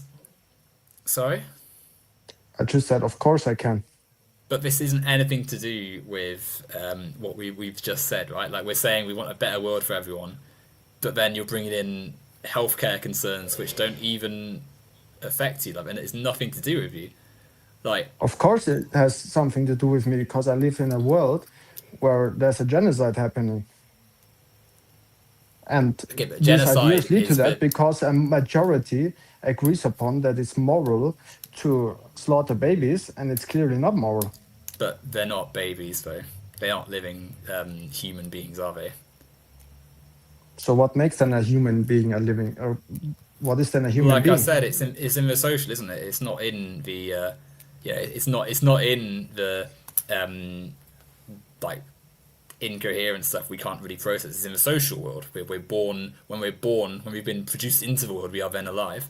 But because if you were going down this route, I mean, why wash your hands again? Because all that stuff that you've just washed your hands is alive. It's all those cells. Why remove a brain tumor? Because it's living. It's got that quality of existence. God made it. You're comparing a fetus to a brain tumor.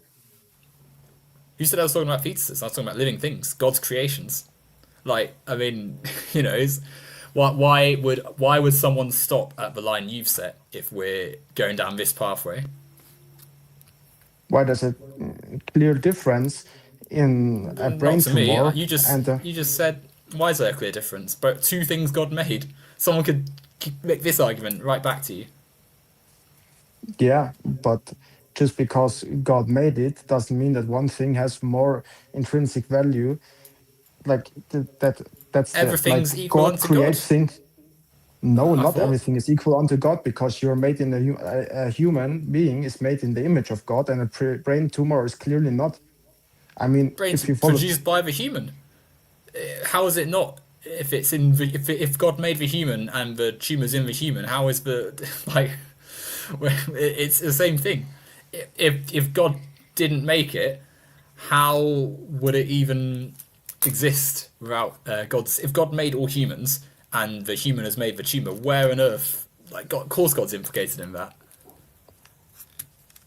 I mean, I don't get the reason behind it. Then you also have to say, okay, yeah, a tree is as valuable as a human being, and it's clearly not.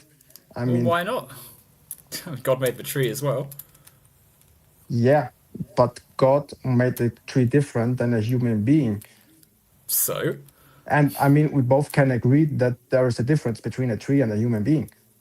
I agree, but I don't see why. Like, these arguments aren't in. I don't see how they're at the point that we've made. Like, none of the things you've said actually add up to what we're saying here, right? Like, you're bringing up all this abortion stuff, but when we apply the same, if we apply the logic that you've just used there, then we end up in just all sorts of nonsensical places because it's a silly It's a position. Yeah, nonsensical thing to say that the brain tumor isn't equal to a human being in the womb. if you want two things out of your body, then it doesn't really matter which two they are, right? But No, what we're because saying the brain clearly, tumor is never gonna become anything, and isn't anything with lots a of fetuses intrinsic don't become value. things, lots of cells don't. Yeah, but the But fetus also, is most already something. importantly, The fetus is already something. yeah, brain tumors are already something. God's Yeah, but creation. it's not a human being. It's of the same material. Of course, it's of the same material, but there's a difference between a brain tumor and a human being. What's the difference? The human being is created in the image of God, and the brain tumor is not. What? How? Why is the tumor not in the image of God, but the fetus is? When God made both. Because God can create two different things with different intrinsic values. Why does Why? God In have to fact, create come to everything think of it, actually, equal? why would God even create brain tumors? By the way, if if he, why has God even created this if he didn't want it to be there?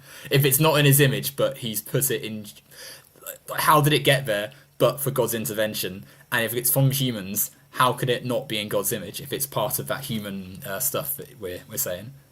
Like, do you see what I'm saying? Like, there's a clearly, this anti-abortion argument is not one of it doesn't come from actual logical or belief of actually no, it's not from not logic. It's not from the support of life argument. It comes from the real social world, people wanting to control certain people's bodies, and because of the ideas of patriarchy. That's where it stems from. But let's go back to this tumor. Why is the tumor not in God's image, but the fetus is? Because the fetus is a human being, and a tumor is just a clump of cells. Why? Why is that? So if God made both and put both in the human, how is one different and one not? Outside of the obvious social world that makes us see one differently. But if we're going down that route, then we can clearly support abortion because it's nothing to do with life as humans can understand and see.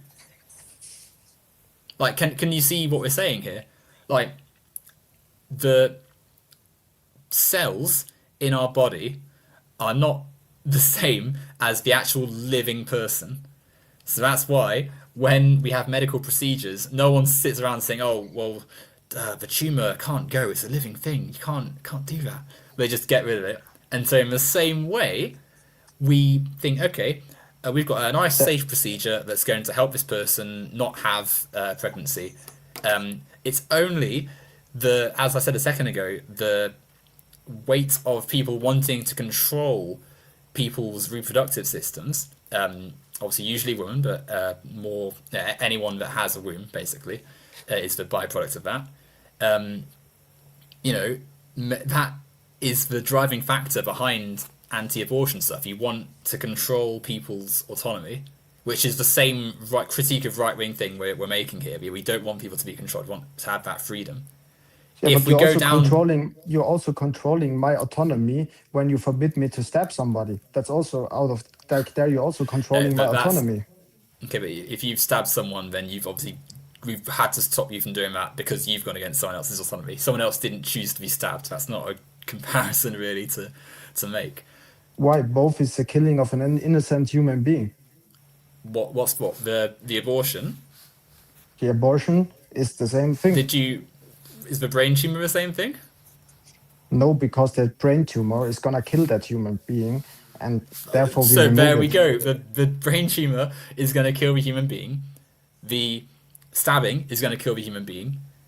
The abortion, if it doesn't happen, firstly, can also potentially kill a human being, but is not wanted. It's a thing inside you that you don't want. It will eventually turn into a whole other life, but right now it's just a few cells, basically. So So we're going to get rid if of you it. want it or not want it, like that's defines the value of human being. Like okay, yeah, now it's you wanting it is what gives that value.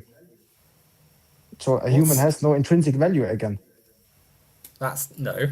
This human that is alive and living and in the social world has value. And so when they say, hang on a second, I don't want to have this pregnancy go on, you know, we can have a nice, easy procedure to have it done. But let's take this argument further. You know, the tumor obviously has that negative social value, right? Like we no one wants a tumor because it's going to kill us, sure. We'll ignore for the fact that many abortions, if they didn't happen, would also have led to a person dying. We'll ignore the fact that you know, the thing that's being terminated is not a human So being, but so a few cells. Let's rewind. when a human being in the womb is gonna kill his mother, then you need to abort it. You can't just like do a C-section. Why do you need to abort that? Well, normally if it gets to the point, you know, later on in the pregnancy, then it's a different sort of procedure. But lots of people have not the easiest health conditions in the world and may potentially face severe consequences if their body is trying to support the growth and development of you know the fetus into an actual human being. But let's take this line of thought. You know, it's the killing of another person or whatever. The right where if we're saying life exists there, life is all over your body, all over it. Now, the human form of life is all those things. All of it is alive, from your skin cells, hair cells, you know, cancerous cells in your body if you get cancer, toenails growing. Everything is alive. You know, from a biological level, it's all alive, all of it. But the idea that you never do anything to alter any of that again is ludicrous, and you know it's ludicrous. You know you would never be expected to treat every single part of your body as a living organism. It's only the fact that this element of our life, the reproduction cycle, is one which is infused with parts of our social world. The idea that giving birth and raising children is something which is patriarchally important for the control and production of more people for wealth purposes, in this case, is the reason people are fussed about abortion. Anti-abortion stuff in religion has only really been a thing for like the last 50, 60 years or so. Like, there No, wasn't no, no, no, as no, no. I much have fuss to about it. heavily disagree because read the Didache, for example. That's the earliest Christian writing we have. That from the first century, even there are anti-abortion laws in there. So don't tell me that that's a Christian value that's always been there in the earliest Christian manuscripts that we have outside of the Bible. There's a clear instruction against abortion, and you're comparing.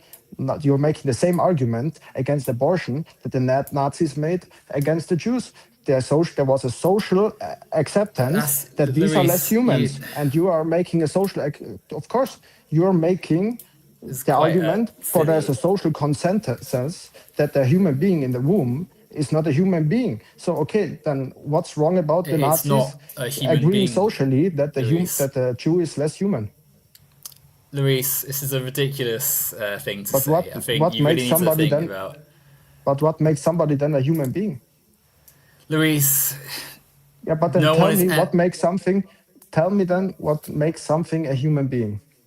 Something that exists socially as a human and biologically as a human are two different things, right? Because again, if we were to follow this train of thought you've just implied, that tumour's not coming out of your head, you're not going to have your cancer cured, and you're not going to have a, you know, a very fun life, right? Like we can clearly see there's a difference between something like moving around on your petri dish in the in the under a microscope and the humans that are existing in the world. You know, the census of a country isn't like twice the number it is. In fact, actually, if we're going to talk about life, how many sperm cells are in your testes right now, would you guess? If you're going to have a rough guess.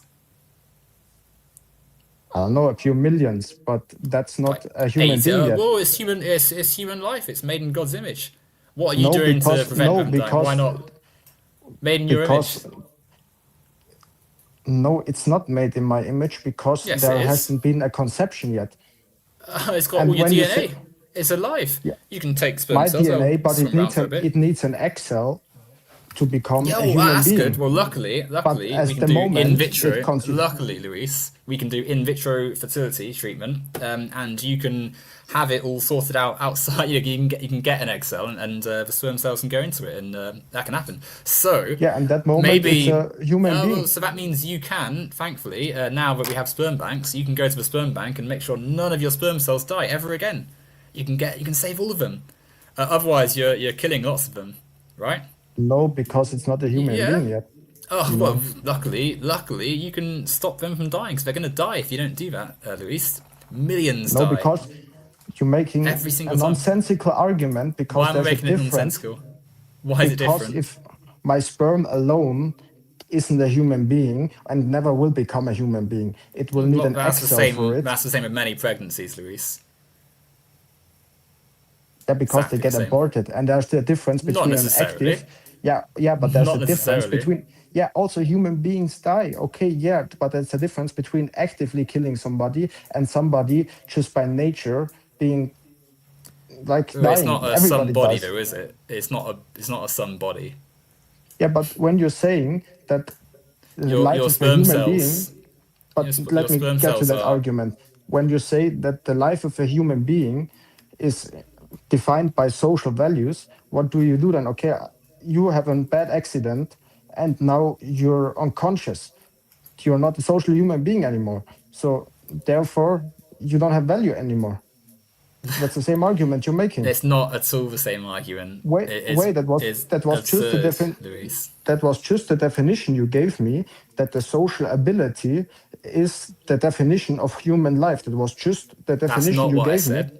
It's not what I said. What did you I say then? said that a human exists on a biological level and a social level. You know, human life exists on different levels. The fact that our body has billions of cells in it that are all doing different things and all coming together in different ways, and that you can eliminate and kill some of those cells, is not the same thing as the social element of life, where clearly no one's going to say, "Oh, well, you just killed someone if you have a tumor Yeah, removed." but that's what you Yeah, just said, that the social aspect of it is what gives it value, because the biological aspect it's not therefore doesn't give quite it. what I said. Clearly, though, the person in a car accident that is being supported medically is alive, and the cells in your body are alive, but in a different way that we do not think, oh, we're going to murder someone if we choose to medically intervene at the behest of a socially, a human being that's alive in our physical, tangible world. Anyway, it's all immaterial because none of this is anything to do with the left wing ideas that we were talking about earlier. I think it's really grotesque actually that Of you'd course, it compare. has something to do with the No, left it wing doesn't. I think I ideologies, mean, it says because left, that's everything. one of the biggest policies of the left, and that's something the Yeah, society reproductive agrees rights. upon, that it is moral, and it's clearly not moral. So therefore, it's But it is, obviously. Luis. Like, you don't even believe the same moral ideas that make you oppose abortion, because if you did, you would be like saving your sperm cells. You'd be off at the sperm bank, making sure none of your sperm cells die. If you believed what you just said about abortion, you would have a completely different life. And we know this. No, We because know my that no sperm one. alone, no, because my sperm is not a human being, and a sperm in the egg Why cell not? is a human being. Why isn't it? Why isn't it a human being? Based on this logic, it's made in God's image. It's something God put Because the inside you with all your sperm, DNA in it. unless it's in a egg cell, never gonna become a human being. Therefore, my sperm is not a human being. My sperm is. Says what? Says who? You? Someone else could say the same completely differently. Why is that? Why is your personal opinion on that different? That's not a Like personal some, opinion. of That's course it is. obvious reality. Why? That Well, it's an egg obviously not. cell plus an. It's obviously the sperm being alive. But clearly, I am arguing facetiously because this sperm's no, of course you shouldn't have to go to the sperm bank, and of course someone shouldn't have to have an egg and a sperm come together and become a fetus inside them if they don't want it. They shouldn't have to have these things happen if they don't want it, because we can clearly see a difference between a biological thing which is alive and a human being No, living in the real because world right now. there's a difference in me needing to create a human being out of my sperm, and then if there's a human being created already, then sustaining that life. There's a huge difference between that, because my sperm isn't life yet, and if it becomes Why not? life, Yes, it then I is. better make Of sure. course, it's life. Why is it not life? It's right now. Got your DNA and swimming around and ready to go. Because it needs the DNA of somebody else to become a human being. That doesn't change what I said though. It's still alive. Still part of you. Still human. Why are we No, drawing the because line just at this bit you've decided? Like, do you see what I'm saying here? Like, if we're going to go down the route of, even though it's like 5 cells in your body somewhere, it's alive and we can't touch it because it's sacred and whatever. Why are we drawing the line there? Why not going early on? There's because no one is a human being and the other one is not. based It's as on simple as your that. definition, which I'm So not accepting. I'm now moving it back yeah, further. I okay, don't but accept that. then yeah, but at which point does it become a social human being in your case? So When when it's it's conceived, when actually it's out of the born, womb.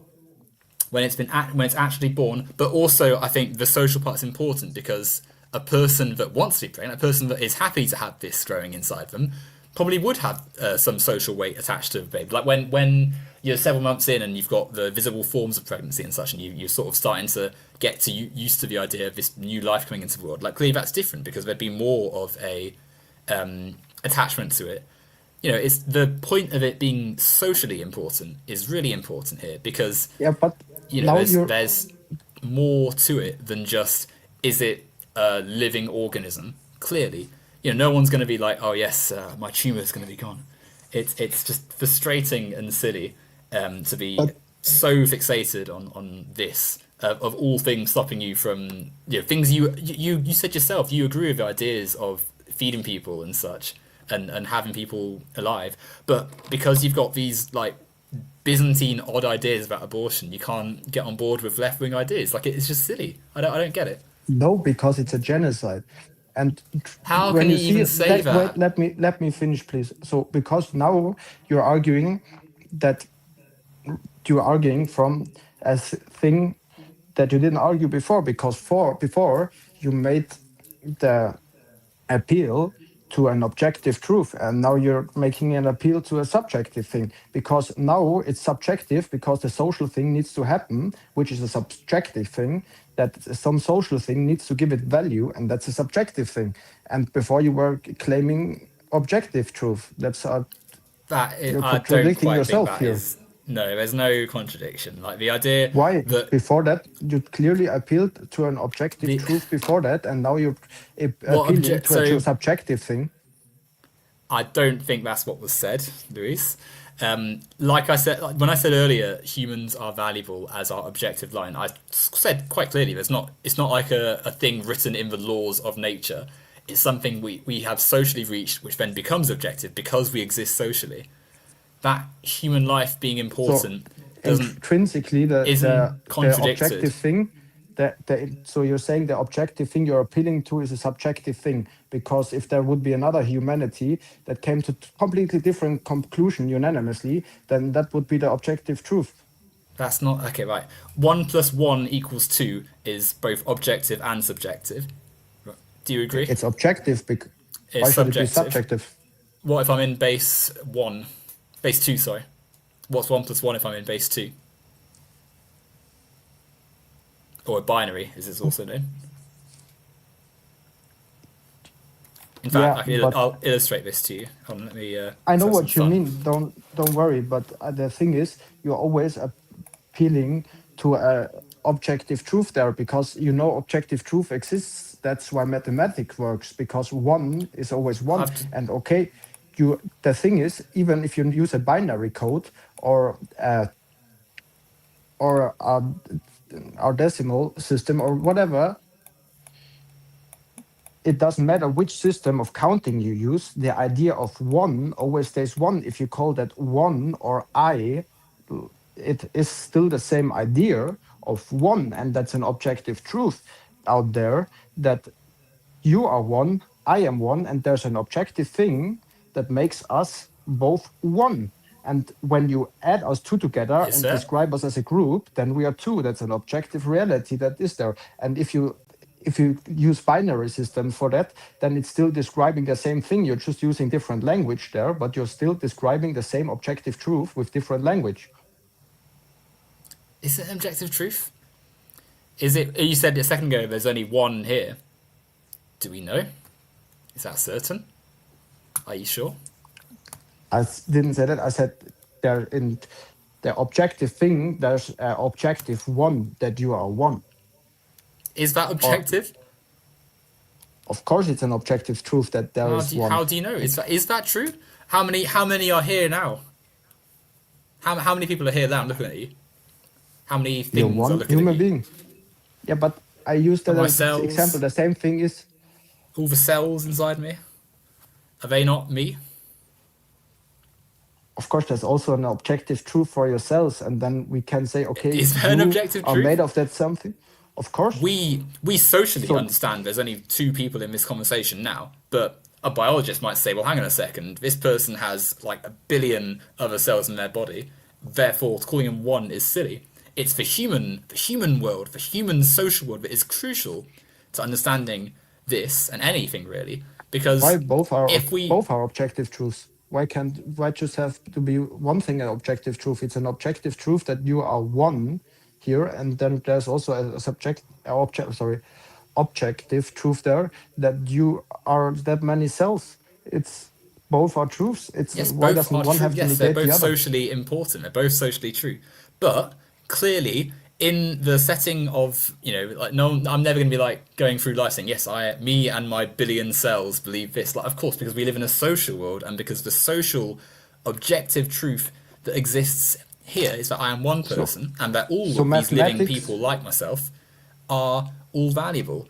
And so, therefore, the silly notions that we've gone through about abortion in this conversation are redundant, because they don't.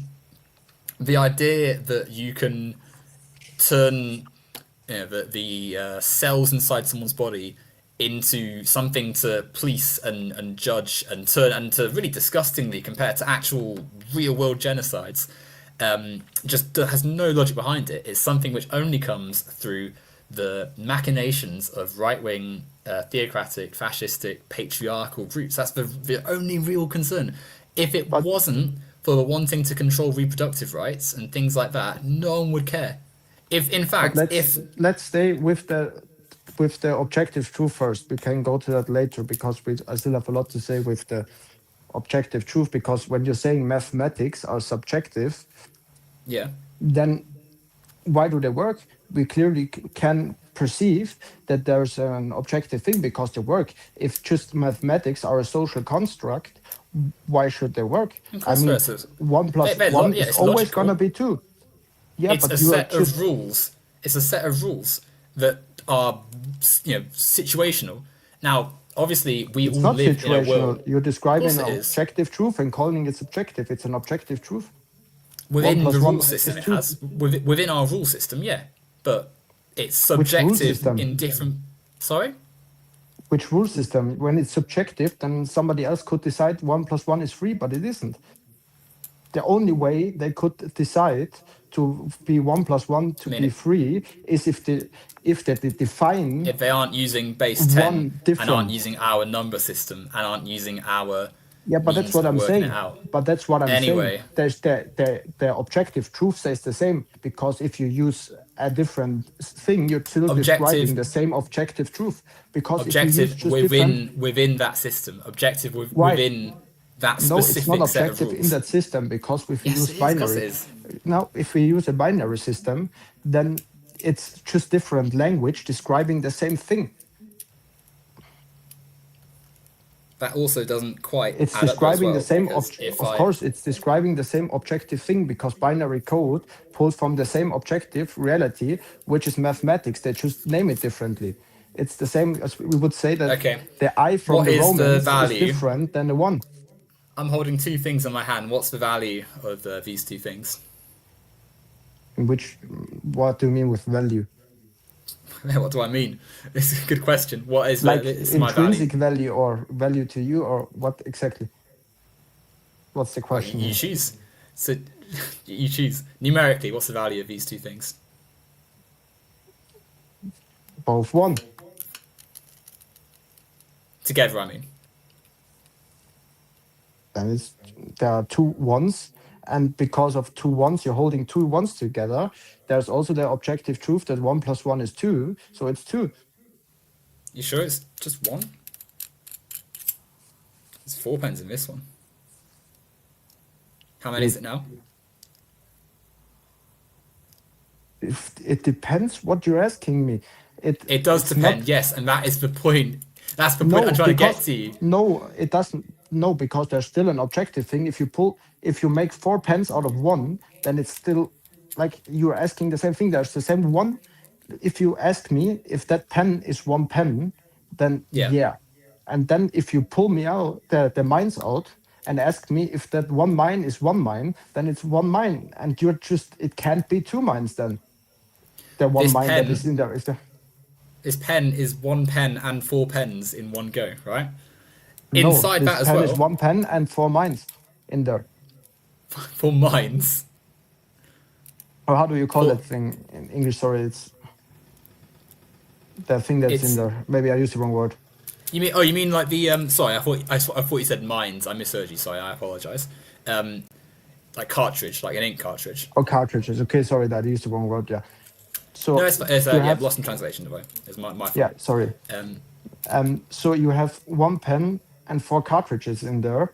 So it's 1 pen, and if you make an extra pen out of every cartridge, then you have 4 things. But it's still the objective truth of 1 and 4 doesn't change. Only the thing Using the only someone's thing that changes. No, the only thing that changes is the objective you are describing, and put that objective truth to, because you're changing that. But it doesn't neglect that there's still the objective idea of 1 and 4. but that doesn't actually you've got 4 things here, right? You've got 4 sections of this pen. Now, the physical body of a pen is what you can see here, right? Yeah, but But let me describe it that like that. is Sorry, I think someone's I can clarify that a little bit, because there's also this objective truth about that unique pen there, because that unique pen is unique in its every detail. So there's an objective truth about that pen, and there's about also its that physical objective. existence. Yeah. Of course, there's this objective truth that only applies to that pen, because, of course, on a like on an atomic level, there's going to be difference, even if it's the same theoretical pen. So there is this objective truth of this exact pen there, of course. But there's also objective truths that unite things that are, for example, the idea of 1. That's an objective idea, because if you hold that pen up and ask me how many pens there are, it's 1 pen. And if you hold the other pen up, it's also 1 pen, Okay. because that's the idea that unites them both. But that in of itself is not inherent. That is something we have subjectively through our social world decided, right? Because the pen we are sort of seeing as this object which I can write with, but that description could also apply to the 4 cartridges. Like the fact that we can distinguish that these are cartridges and not a pen is subjective. Someone else might say, well, I can write in blue, black, green, and red, therefore all of these are pens. Someone might say that every single feature of this pen makes it independently different. Someone else might say, well, actually, one of the cartridges has clearly run out. This black one has no ink left in it. Therefore, it's not actually the full thing it was initially, so it's less than 1.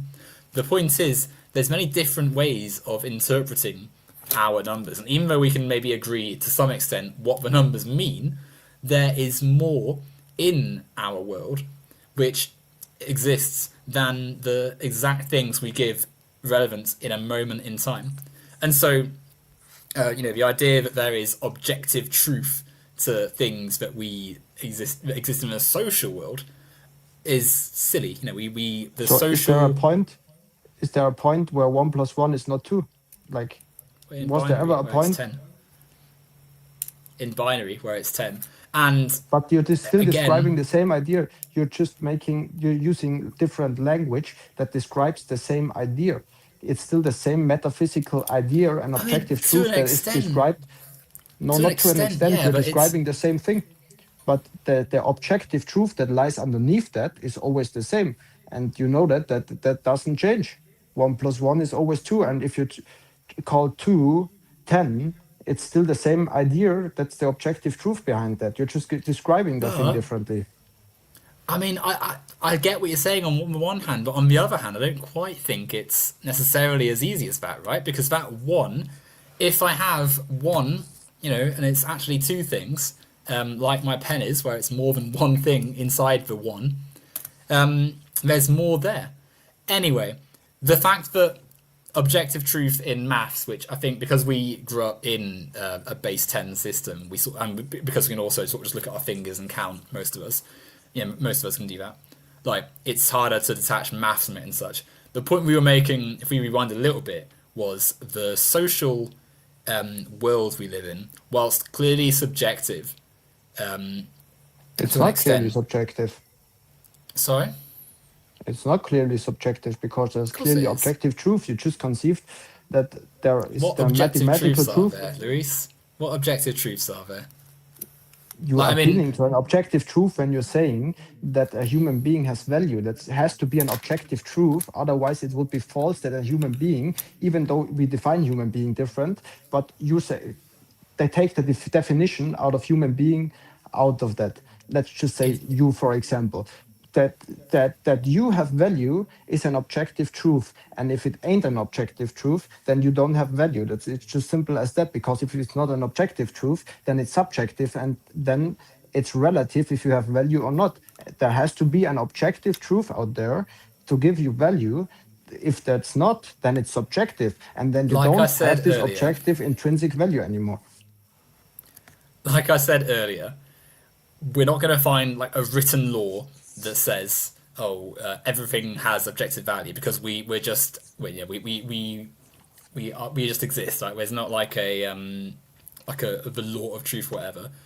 We clearly have a social world that we exist in which we have realized, because we exist, because we aren't just single-celled, because we have the capacity to think about things, we can see there is value in our lives, and therefore we should act in society with the principles of this value, of this recognition of human life.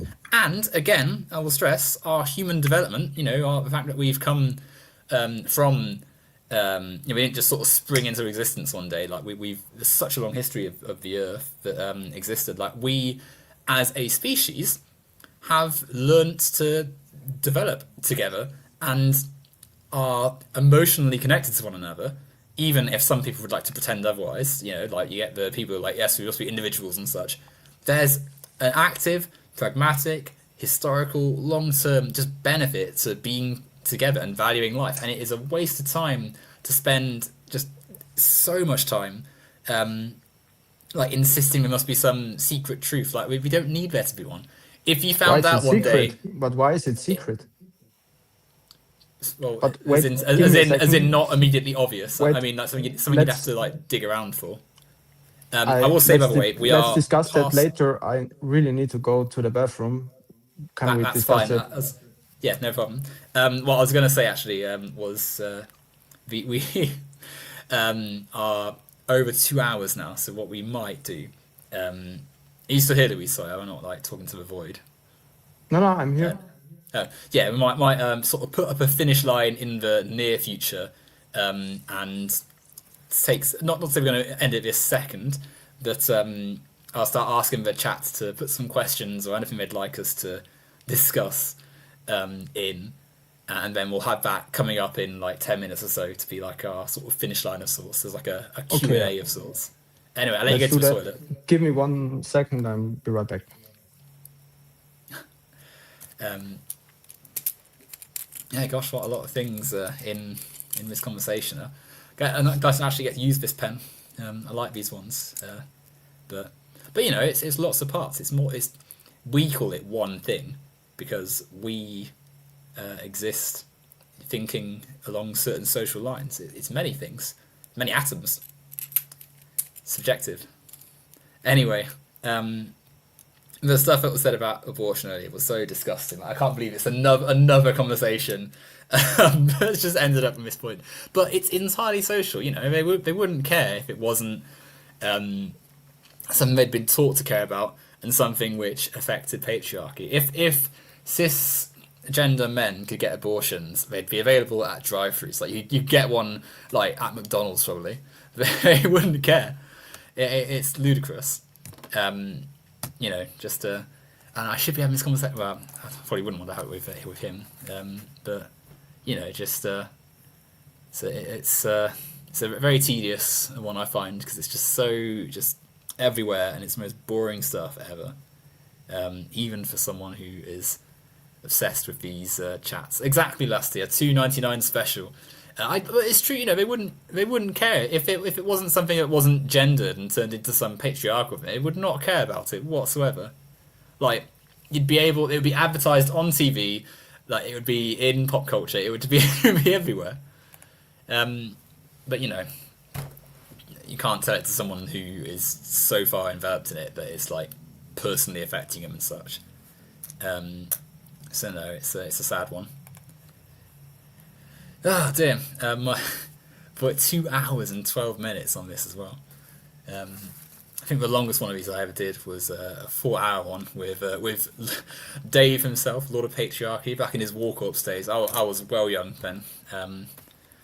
It's wouldn't say it's quite my bet. Actually, no, I'm proud of what I said back then. But I'm an hopefully wiser person than I was then. Whilst we wait for Luis to come back. I'm already back. I just let you finish the sentence. Or Oh no, what you were you saying. should have said. So I was just rambling. I was just whittering on.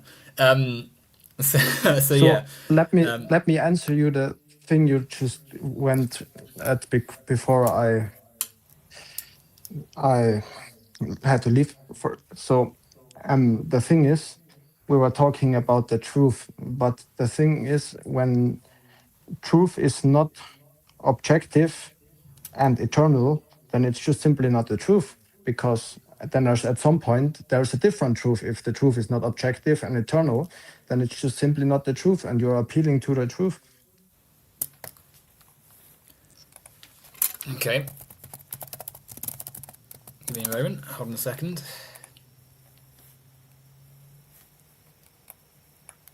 Give me a second.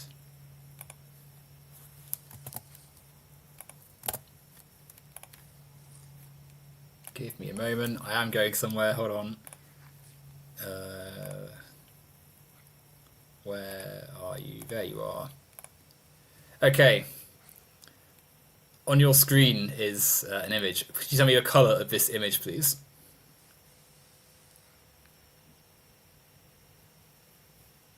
So I know what you are going to do, but You know what I'm going to do? that, yeah, of course, that's probably an optical illusion, right? Optical illusion? No, I've just asked you what color this is. I promise there's no... Literally, this is not it's not a trick. What color can you see on the screen? So, but the thing is, that there's a difference how I perceive that color and what's exactly the eternal truth of that. What we see. There's still a difference between that because I can be mistaken, but I would Who said say you're mistaken? that's light turquoise or in that direction. Turquoise. Yeah, I'd say it's turquoise. Yeah, I'd agree with turquoise. However, would you say this is blue or green? Why it's that one specific color that has its eternal truth. So it's why does that have to do with that? I mean, it's I agree. more in the It's absolutely direction got of a. blue. It's I would absolutely say, got. You'd say blue. but there's still the truth Here's of my that one color that you're showing me now. here's my blue. Here's my green. I mean, this is somewhere in between, right? But Yeah, we can, as you've just said, right? You're quite right. It's got a unique wavelength. The light that's reflecting off my screen into my eye is has an exact wavelength, which gives yeah, it's got an exact thing, which makes it its color. Hex code, like Gloop says, Gloop, like if I go onto my palette wheel, I can get the exact color from it. But evidently, it's going to have a social value as well, because when we use the word turquoise or blue or green or cyan or teal or whatever you want to use to do that, we are also saying it has a color in the social world. Now, there is no objective truth to what that color is truly, because of as course you've there's just an said a minute objective ago, truth because we not give one that we can objective really. truth a name and we There's one articulate we it. know. But there's, of course, there's Okay, but there's exactly not what's one that on we that know, paper. Louise. Louise, not one that we could ever access, right? Because as you've just said, our two pairs of eyes are different. As are everyone in the chat, as are everyone in the planet, and even with the computer producing an exact. If I go to, I don't know if I can actually get the exact color. Did it here? Here we go. If it shows on the screen, oh, it doesn't show it. Hold on a minute. Let me. I can share actually the exact. It's not letting me. Hold on a second. Let me print screen this. I've got an RGB code: 48 red, 213 green, 200 blue. But even these are just things that we've agreed upon, right? Like if I show you We agreed upon the here, names, but we didn't. There's a difference because there's a difference if we agree upon how we describe that thing and that thing that has an eternal truth in itself. There's there's a clear. I don't see the contradiction there because it's got I mean, agreed right? upon That's the same terms. thing. That's the same thing with the argument with the numbers. Okay, there can be. I can have a different name for that, and you can have a different name for that. But if I say it's 2 or 10, the same truth still exists. How would you ever know it? How would you ever know that which one is the truth? How How do I how would need you to ever know know? that this? So we know this is we can see this is turquoise, right? But how would you know which one of us is seeing the correct turquoise? How can there ever be an objective turquoise? There's an objective thing that is there. There's a subjective perception of that thing. The perception of that thing is subjective, of course, but the thing Yeah. itself is an objective thing. So we'll never know objectively what color we're looking at to the exact quotient. So therefore, we can see there's a point to things in the social world existing that don't need to have some inherent truth to it, because we don't need, like, if you were to like, as you've just said there, we don't know what it's going to be. We don't know exactly who is right. We do know that an input was put in to the computer. The same input that's on my screen will have gone into your screen. Depend. Well, actually, I don't know what time one you have, right?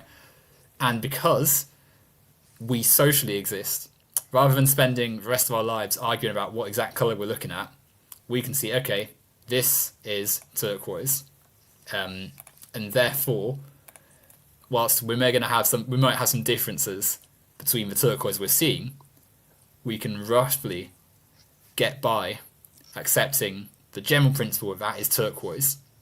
In the same way, we're never ever going to know what the inherent absolute truth of the universe is, and even if we want to try and pin down like every But then why are you single appealing to it? answer. But you appeal to it. That's the thing. You No, appeal but to you it. didn't let me finish. You didn't let me finish there, because we're Sorry. never going to know Sorry. the inherent secret truth.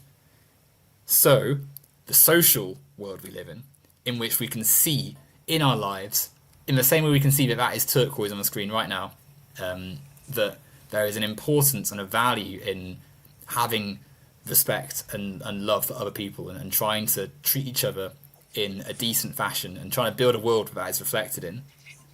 That Yeah, but these are the principles thing that I'm are saying, good. There's that we have these within principles because there is this objective truth, and we are perceiving that objective truth because we both agree that a human being, even though we would define the human being as different, we both agree on the objective truth that a human being has life. That a human life is valuable, and we perceive them both, and we agree because this objective reality exists, that you have value. That is an objective reality, that you have value here, and it's we both objective within our social world. Yes, I agree. It's not something know. which can But be then you have the fundamentally. problem. Then you have the problem again. Then it's just not the truth anymore. Then it's just basically it's there is no worth to it, because the truth to be the truth needs to be objective and eternal. No, not in this. Okay. Not for this. The value of human life. It doesn't need to be some eternal, universal truth. It's Of just course, something that because then at exists. some point, We okay, then if no, it's not we just eternal exist. and it objective, then there's some point could be where that's not the case, and then your morals Universal, collapse on that. universal in our world. Doesn't need to be. We don't have to find some tableau that says yes, this is the case. It's just something we can decide. We can decide as a species, this is the case, that we all matter, that we all have value, and we should try and build a world where that's reflected. Yeah, but the But only we are reason now. why we can agree on that is that objective truth exists. That's exactly my point. No, but not And you are everyone. appealing to that That objective truth. that objective truth that you're talking about isn't what people agree on. No one agrees. Not everyone agrees with the stuff you've said in this stream, which is the whole point. We don't need to be so fastidious about the origins of world powers and such, to be left from people trying to go for a better world. But my voice is starting to scratch. We're approaching the 2.5 hour mark. So I reckon we'll go through some of the comments in the chat. And please, if you are watching, if you want to throw a question or two in, I'll pull up some of the stuff here. Rebecca said earlier, if I don't want something in my body and it's harming me, I'll relate it to a tumour, which I think is fair enough. That's a nice, straightforward one, right? Like, that's the idea that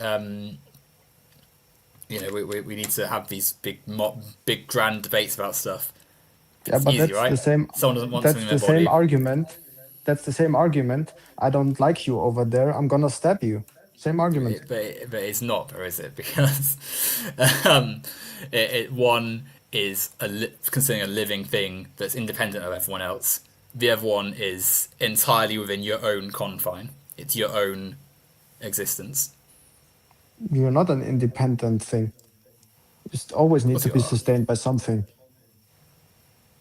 It's, as in, you exist.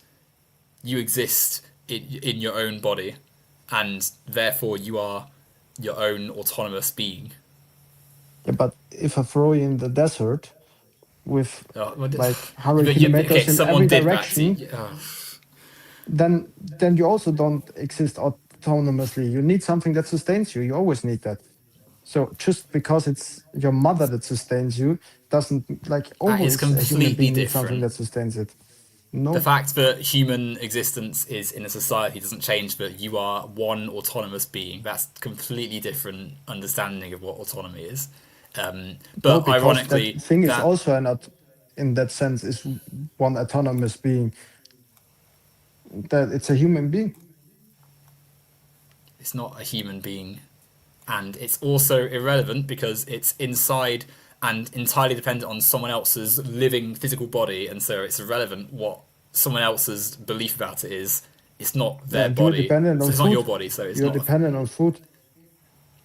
Yeah, which we all socially are responsible for producing as a society. It's not one person producing that food; it's all part of society. This is a matter of someone else, your own body. In the same way that if you discovered you had a bit of dry skin on part of your body, you have the choice to sort it out. If you discovered that you had a gut worm, you wouldn't be like, oh, it's living thing. Like you would just get rid of it. It's just obvious. Yeah, but there's obviously a difference between a gut worm and a human being. I mean, there's According to you, obviously a difference if according to yeah. your So belief system. do you live your life the same as that? You also agree with this because you don't consider yourself a murderer if you step on some bug. So obviously, you also I have don't the consider same myself. idea in that case. I'm not the person making the argument that the tapeworm is sacred life. My point is that if you were to actually follow the anti-abortion arguments fully, your life would pick me up. The lives that would be lived would be just ridiculous. Like basically living in a lab, just like every single thing in your body would have to be like treated a certain way. But it's not because it comes from patriarchal ideas. But moving away from that, because um, we did go on about it a little bit earlier. I'm trying to scroll through. Um, yeah, this one was interesting. How would what you've said about inherent truth and God being the creator and such, like, if you didn't believe in that, why would anyone accept this as like a worldview? Why would someone accept your perspective over, say, the Muslim we were talking about, the Hindu, the Buddhist, the atheist, etc.? Why is your objective truth acceptable over someone else making the same argument just from their own religion or Okay, perspective? that's I'm gonna need a little bit longer for that answer, but there are a lot of reasons. First of all, I from my experience itself, I can say that love is the highest quality we have, and I can reason myself through, like I said at the beginning, that love is inherently a triune thing. But that's probably, if I elaborate on that, I'm gonna be here for another hour. But the other thing is, we have historical evidence for the life, death, burial, and resurrection of Jesus Christ. And we can look at what he said and what Um, he did. sorry, And historical evidence for resurrection of Jesus of Christ. course, of course, better evidence than for anything else in that time period.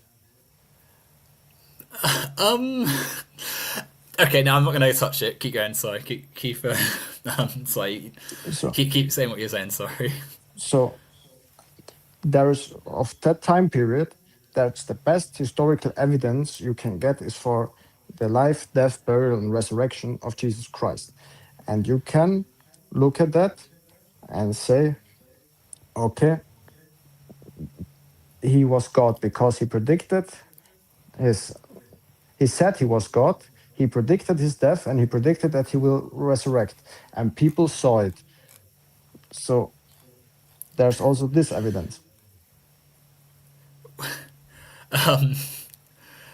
How what was the evidence for Mary, who was a virgin, Virgin Mary, giving birth to Jesus? Was I this mean, bit? it's the thing is that's in the gospel accounts, but the thing is that's not what the argument hinges about, because if Jesus was God and resurrected from the dead, that's the only thing that are like the argument only revolves about two things. In the first sentence of the Bible, in the beginning, God created the heavens and the earth, and on Jesus's resurrection. Because if these two things are possible, then I also can believe everything in between, because then it's from God. So I specifically look at the resurrection of him and So him claiming to be God. Of course, there is not the evidence for the virgin birth as it is for the resurrection, but he claimed to be God and resurrected from the dead. So therefore, if in his book is written that there's a virgin birth, I also believe that, but it hinges upon the I resurrection of him, of mean, course. I I mean, don't mean to be unkind, but you can see why someone might have a hard time accepting this, right? Like because like we even if we accept that there is evidence for the resurrection, which I mean, again, I'll no, leave it. I'm not going to say anything, but but you you just have to said yourself, conceive, there's you have to conceive that at least there is some evidence and there was something going on, because I there mean, I don't were doubt there was a someone few called people Jesus, but that called, we have manuscripts of people from very early after that saw that, believed that, and changed the world with it. So we can debate that's about a if you believe that evidence. We can debate about if you believe that evidence or don't believe that evidence. But there, you have to conceive that there's at least some evidence there. a It's not like I pull it from second-hand the air. account, a second-hand account of someone else Why is it supposedly second hand? Who said it's second hand? That it was written by eyewitnesses. written by eyewitnesses. Which bit, the crucifixion or the resurrection? I mean, Matthew and John were friends of Jesus himself, and they saw Jesus get crucified, and they saw Jesus resurrected, and they They saw saw him. him. So his body was laid to rest, right? According to the story, crucified, taken down from the cross, laid to rest. So who saw the inanimate dead body of Jesus turn, regain life and come back from the dead? Who saw that they saw him being crucified and die on the Yeah, cross, and him being died. What? So pierced in his side. Heart stopped. Of course, Didn't no we pulse. see And even. okay, Of course, we yeah. see like there's medical evidence, like it's medically described, because we see when Jesus being is pierced in his side, there is like clotting blood and water coming out of that, and that's, for example, clear medical evidence that the person is dead. So So it's someone's not okay. like that happened. So That's someone not saw like this something happen. happens to a Okay. living person. That's Yeah, how someone it's saw this happen. described, yeah. Okay. I And don't doubt people that clearly someone saw him has die seen on the this. cross, and to Okay, so to he's deny his died. death on the cross is one of the death on the cross. If you deny that, then you have to deny the whole history of like of that time, because there's for nothing there's better evidence than for the death on the cross. I mean, So we I can don't doubt say people were that he's crucified. That's not a bit that is being doubted. no him It's specifically being crucified, because well, and yeah, and if you two guys deny the next to him, sources, but sorry, what? and doubted. But no one doubts that people were crucified. With the bit that Also, is no one doubts that the Jesus was crucified. There's no one who doubts no, no that. one's That's okay. Yes, like I'm not. one of You the keep basic facts of history. Luis, no one's saying that. The bit that's in contention is the raised from the dead bit. Would be what Yeah, someone might have an issue with, which you say eyewitness accounts have seen him come back from the dead, but yeah. John who was in specifically. there with the who saw? Okay, so the body right was taken down from the cross and was taken to was it Mount Sinai? Where was he actually laid to rest? You'll forgive my theological gap in my knowledge. Where was he laid to rest? Uh, Let's find out. I Let's don't look know this up. exactly Jesus what's resting exactly it's called. place. What is this? The tomb of Jesus. Okay, that's not what I'm after. Let's go for it.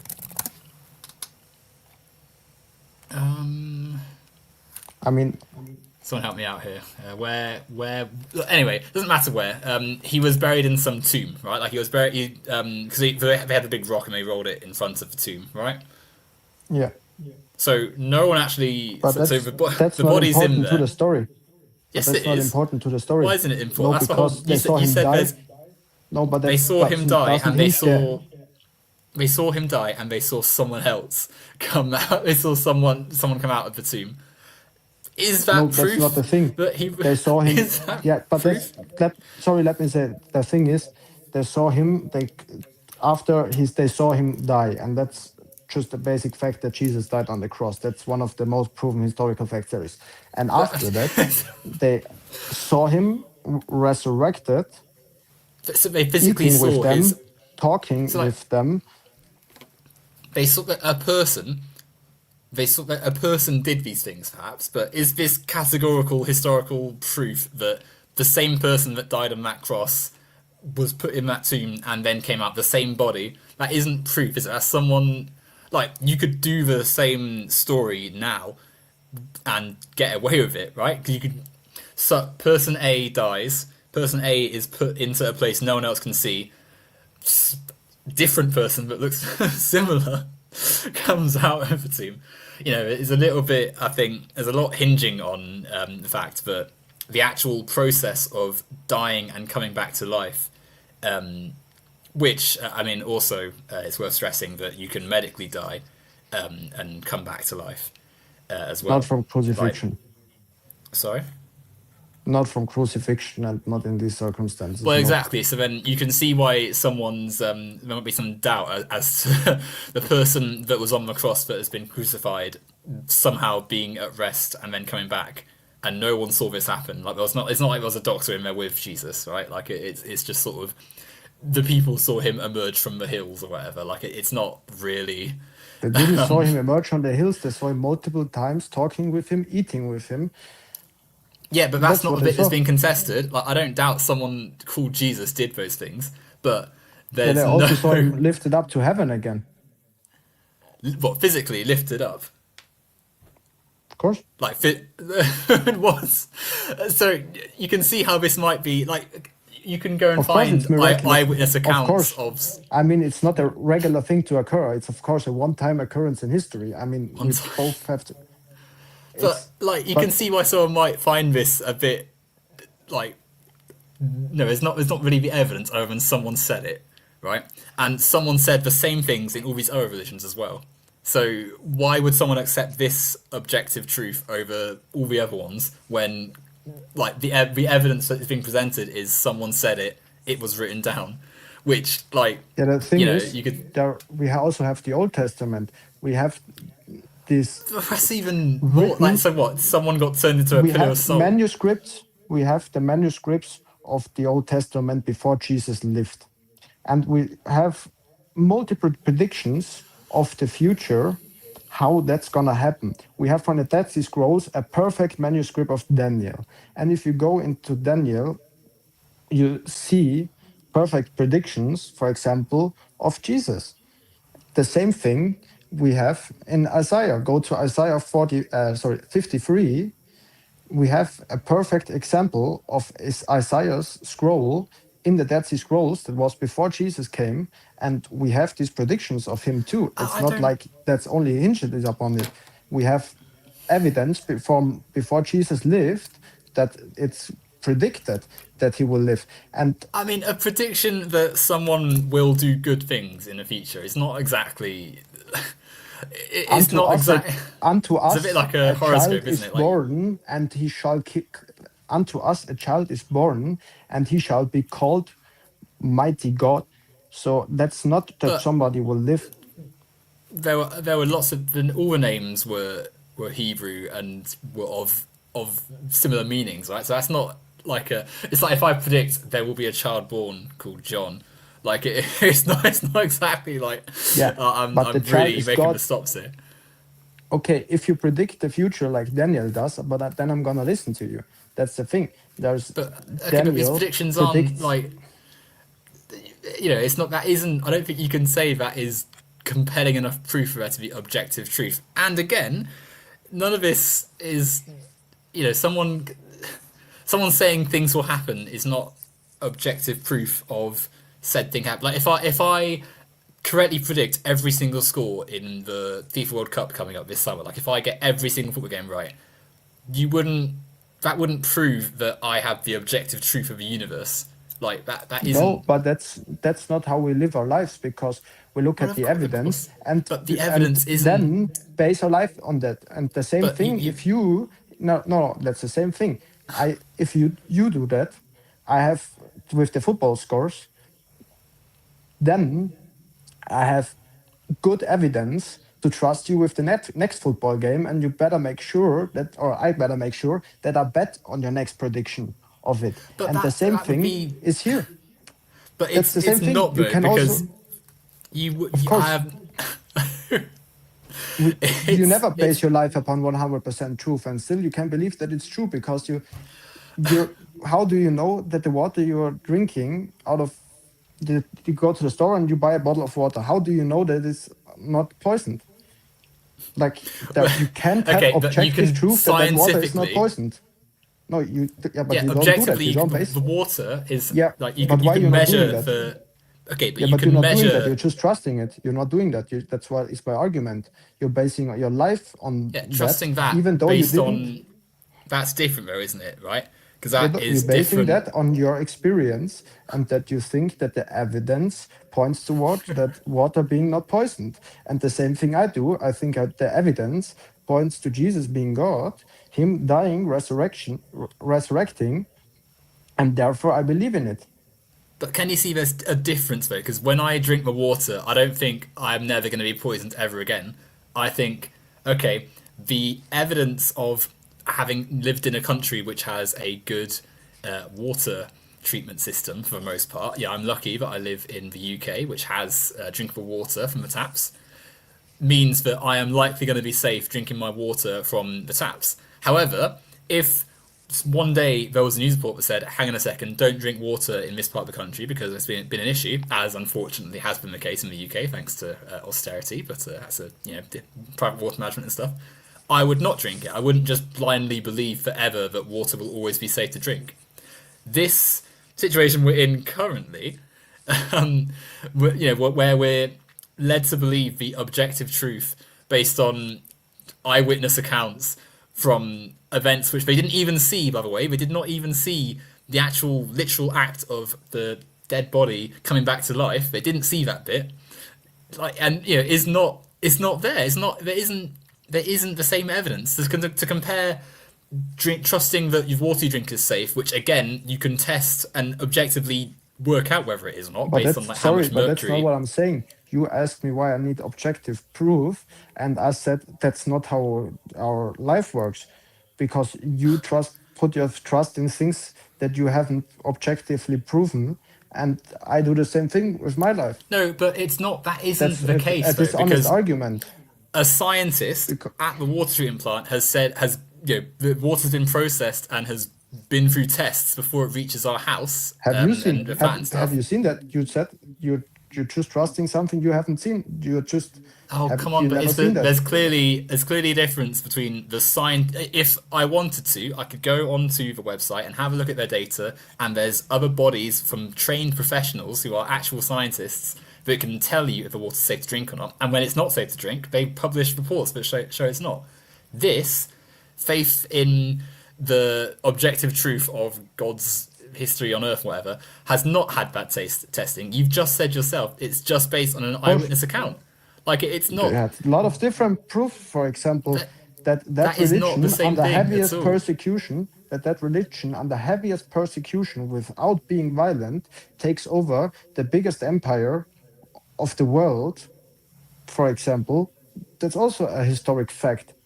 They were But all okay, but the slaughtered fact and they that took over with that peace. has The nothing to ha- do with this. The fact the of Roman course, Empire that has became something to do Christian. with it, that a lot of people saw a resurrected Jesus But and no, people okay, but believe in that's it. not right. The fact that the Roman Empire, converted to Christianity, was it Emperor Constantine converted. That is something which happened, and we can see the evidence of that in the changes of society. The Roman gods were no longer worshipped, and they eventually switched to Christianity, which then is why the Catholic Church is in Rome, and you have Holy Roman Empire and all the other stuff. Like we can clearly trace that through history. The resurrection of Jesus And again, I am not trying to be an unpleasant person here, but if you want someone to accept this as objective truth, the proof that it's hinging on is some people not even like they saw it. They didn't even see the resurrection. They didn't actually see Jesus come back from the dead. They saw him. They saw someone die on a cross, and they saw So someone I tell you talking to them what they later saw. on. Like that's What not the same what thing. they saw, what they saw was a person claiming to be God, healing the sick, resurrecting the dead, predicting his own death, burial, and resurrection, and then being What? alive, eating with them, and afterwards descending back to heaven, ascending back to heaven, and giving them the Holy Spirit that gave them Even if we supernatural accept abilities. That's what. like even if we accept all the stuff he just said, right? Literally, not one person saw him actually resurrect from the dead. Like, it's not like like But why do you need that? In Frankenstein, It just in the story of Frankenstein, Frankenstein is an inanimate set of body parts, and then Doctor Frankenstein fires a bottle of electricity through him, and then Frankenstein comes back from he comes back to life. His so. inanimate corpse parts come But back you're into being life. dishonest. You're No, being I'm not being dishonest dishonest. Who because, has seen? of course, Who you're being physically dishonest saw? Who physically because saw it happen? yeah, but you're picking exactly at the one thing. But the But that's the whole thing, point. How do you know? How can you say there's eyewitness accounts when literally not one person saw the critical point that is being contested here, which is that a person that physically died in front of a load of people somehow has regained the their life? critical point, the main critical point is if that person is God. That's the main critical point because if But the how person is how do God, you everything know? is possible. Okay, right. Okay, I tell you, okay. you want to have Imagine. evidence for the resurrection in that exact moment. But I can give you evidence that these people saw him healing the sick, resurrecting dead people, claiming to be God, and all these things. And afterwards, after he died, they saw him dead, and they saw the same person eating with them. And then they saw him ascending to heaven and giving them the Holy Spirit that gave them the Okay, ability to speak languages they didn't know. So there's right. We're going to visualize this just so so, we can make this a little but bit. wait. You have to conceive, I think, that if that all is true, you don't need an evidence for the exact moment he resurrected, But you do. How because can you if not need that's the truth, evidence? It's not like it's a. Okay, I right. have Let's. evidence for the all the things which I just named. That's enough evidence for me if that person was God. Okay, let's You have a look at can it. Let's contest the visualize this. you can contest the evidence. Of course, we can discuss if the gospels are reliable or not reliable. But if they are reliable, you can tell me that that person wasn't God. You can say, Right. okay, I don't believe these accounts. That's honest, but you Let's. can't say if that person wasn't God, if it's true. Okay.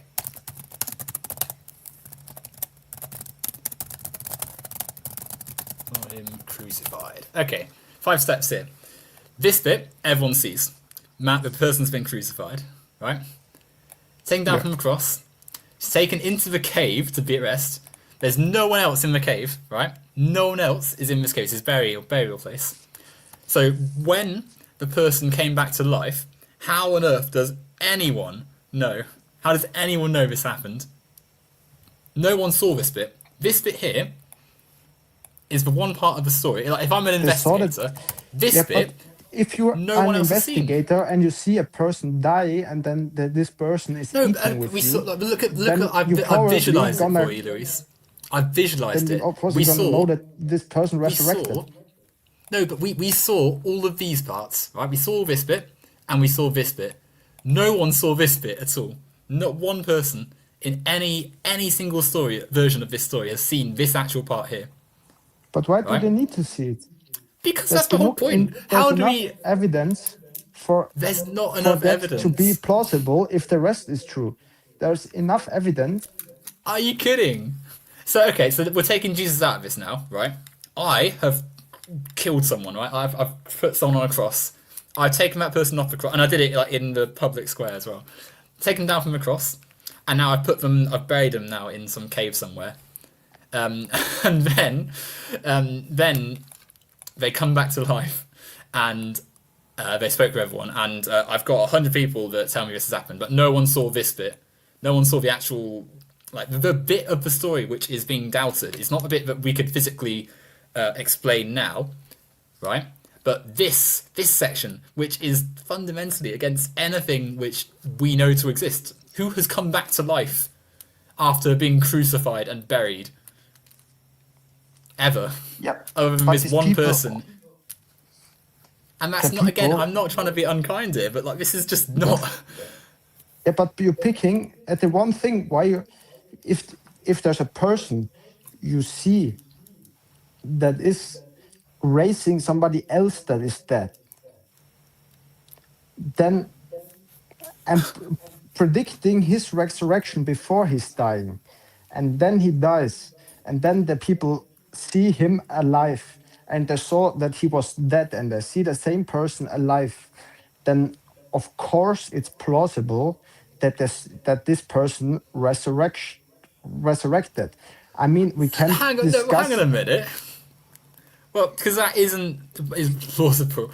This bit is the whole the contention. This is the bit that is being doubted specifically. We are, people are literally saying this is the bit we are. No, how on earth can you say this happened when there is no rationale that comes to it? Because I mean, for one as well, like the idea of a Christian person being put to death in the Roman Empire is not outlandish. That's something we could expect to have happen. That's something that happened. Like that, the Roman Empire persecuted Christians. That happened. The fact that they were taken away from where they died, that happens. Clearly, you don't leave bodies just out and about because it's not good to leave bodies around. It's not good for your health. People are buried, especially a Christian would be buried because you would bury someone you care about like that, and someone that's alive that knows people would talk to people. That bit is also true.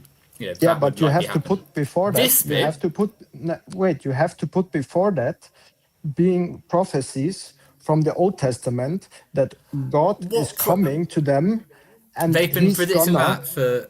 Okay, but that is a Yeah, prediction yeah, that is let me finish my point. so. Let me wait.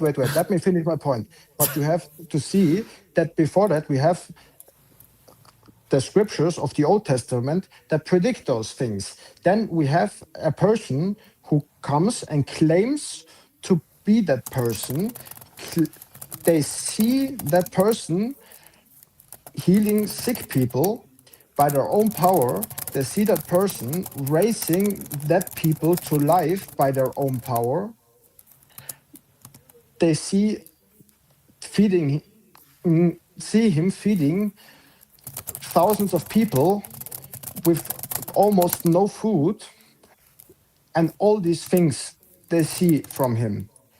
And then they see him after that, what you wrote, they see him alive, and see him ascending into heaven and promising them a spirit that will enable Um, them to do some things. And then they experience that spirit, for example, in the beginning of Acts, giving them the ability to speak foreign languages. So there's, of sorry, course, all the evidence for, if that what is written in the Bible is true, then there's all the evidence for that thing you're contending to not have Okay, so the happened, prediction. that it happened.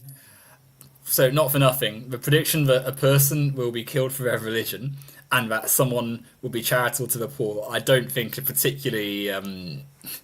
Yeah, but you haven't. It's not exactly You don't even Nostradamus, know. is it? You don't even know what about which predictions I'm talking about. That's not the predictions I'm talking about. I was going off what you just said now. I'm talking about the predictions that this person is God himself, that this person will show them that they're God by doing that. This That person will doesn't. raise the dead. This person is God himself. Whoops. So there, it's and it specifically describes where that person was born, where that person was lived, what that person will That do during isn't his lifetime. So there's the clearly some evidence there. that isn't evidence though. That isn't someone even if they got the prediction right. That's not evidence for it actually happening or being truth of existence of objective truth, is it? That's not.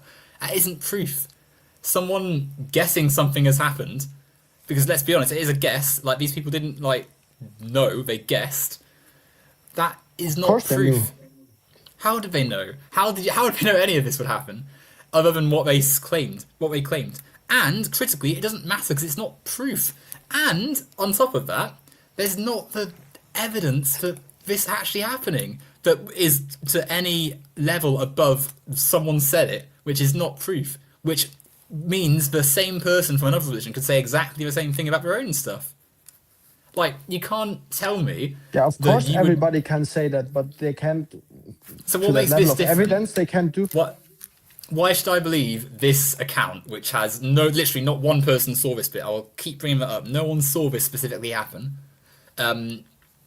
How would this fly as proof in any objective setting? Because they saw everything around it that necessitates that to happen. Because if a Okay, would you person not? dies and eats with you and then ascends into heaven, What is the the ascension, by the way? What is the proof of this happening? Like, just to I forgot to add that bit as well. Actually, sorry. Man wrote like physically, literally, just lifted off the ground and went up. yeah, that's what they got. The authors of the New So man Testament defied are claiming gravity. to have happened, and you can Claiming, look yeah, at there we that. go. Claiming, claiming to have Yeah, happened. Is exactly, it and you not? can look at that, Now, and I'm not I trying to think the be. evidence is plausible, and that's why I believe it. What is the evidence of this bit? How do And you mean again, the I'm evidence? really not trying to be unpleasant here, but like, Don't worry, don't worry. So, for example, we have all the New Testament authors claiming that. okay, so people claimed it. What people claim a lot of things in a lot of different religions. Why specifically is this bit true?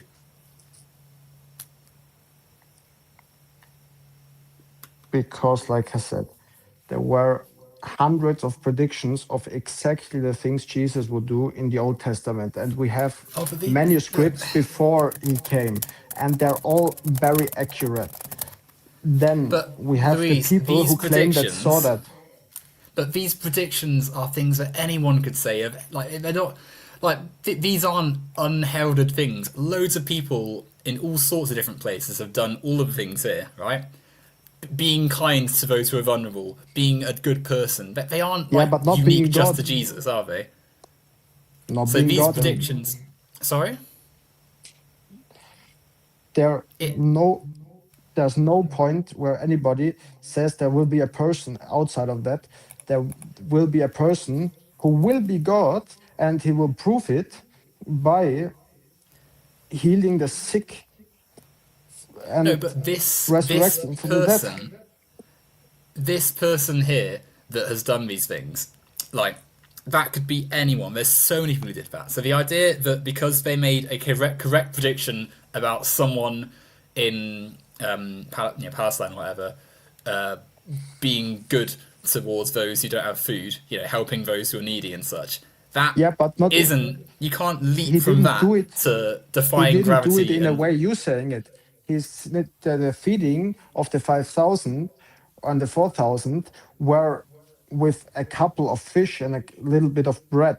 It wasn't that he had the food. He took a food that would be for like two persons and made food out of that for a lot of people. Like in that case, so. when we both combine both together, it's 9,000 people.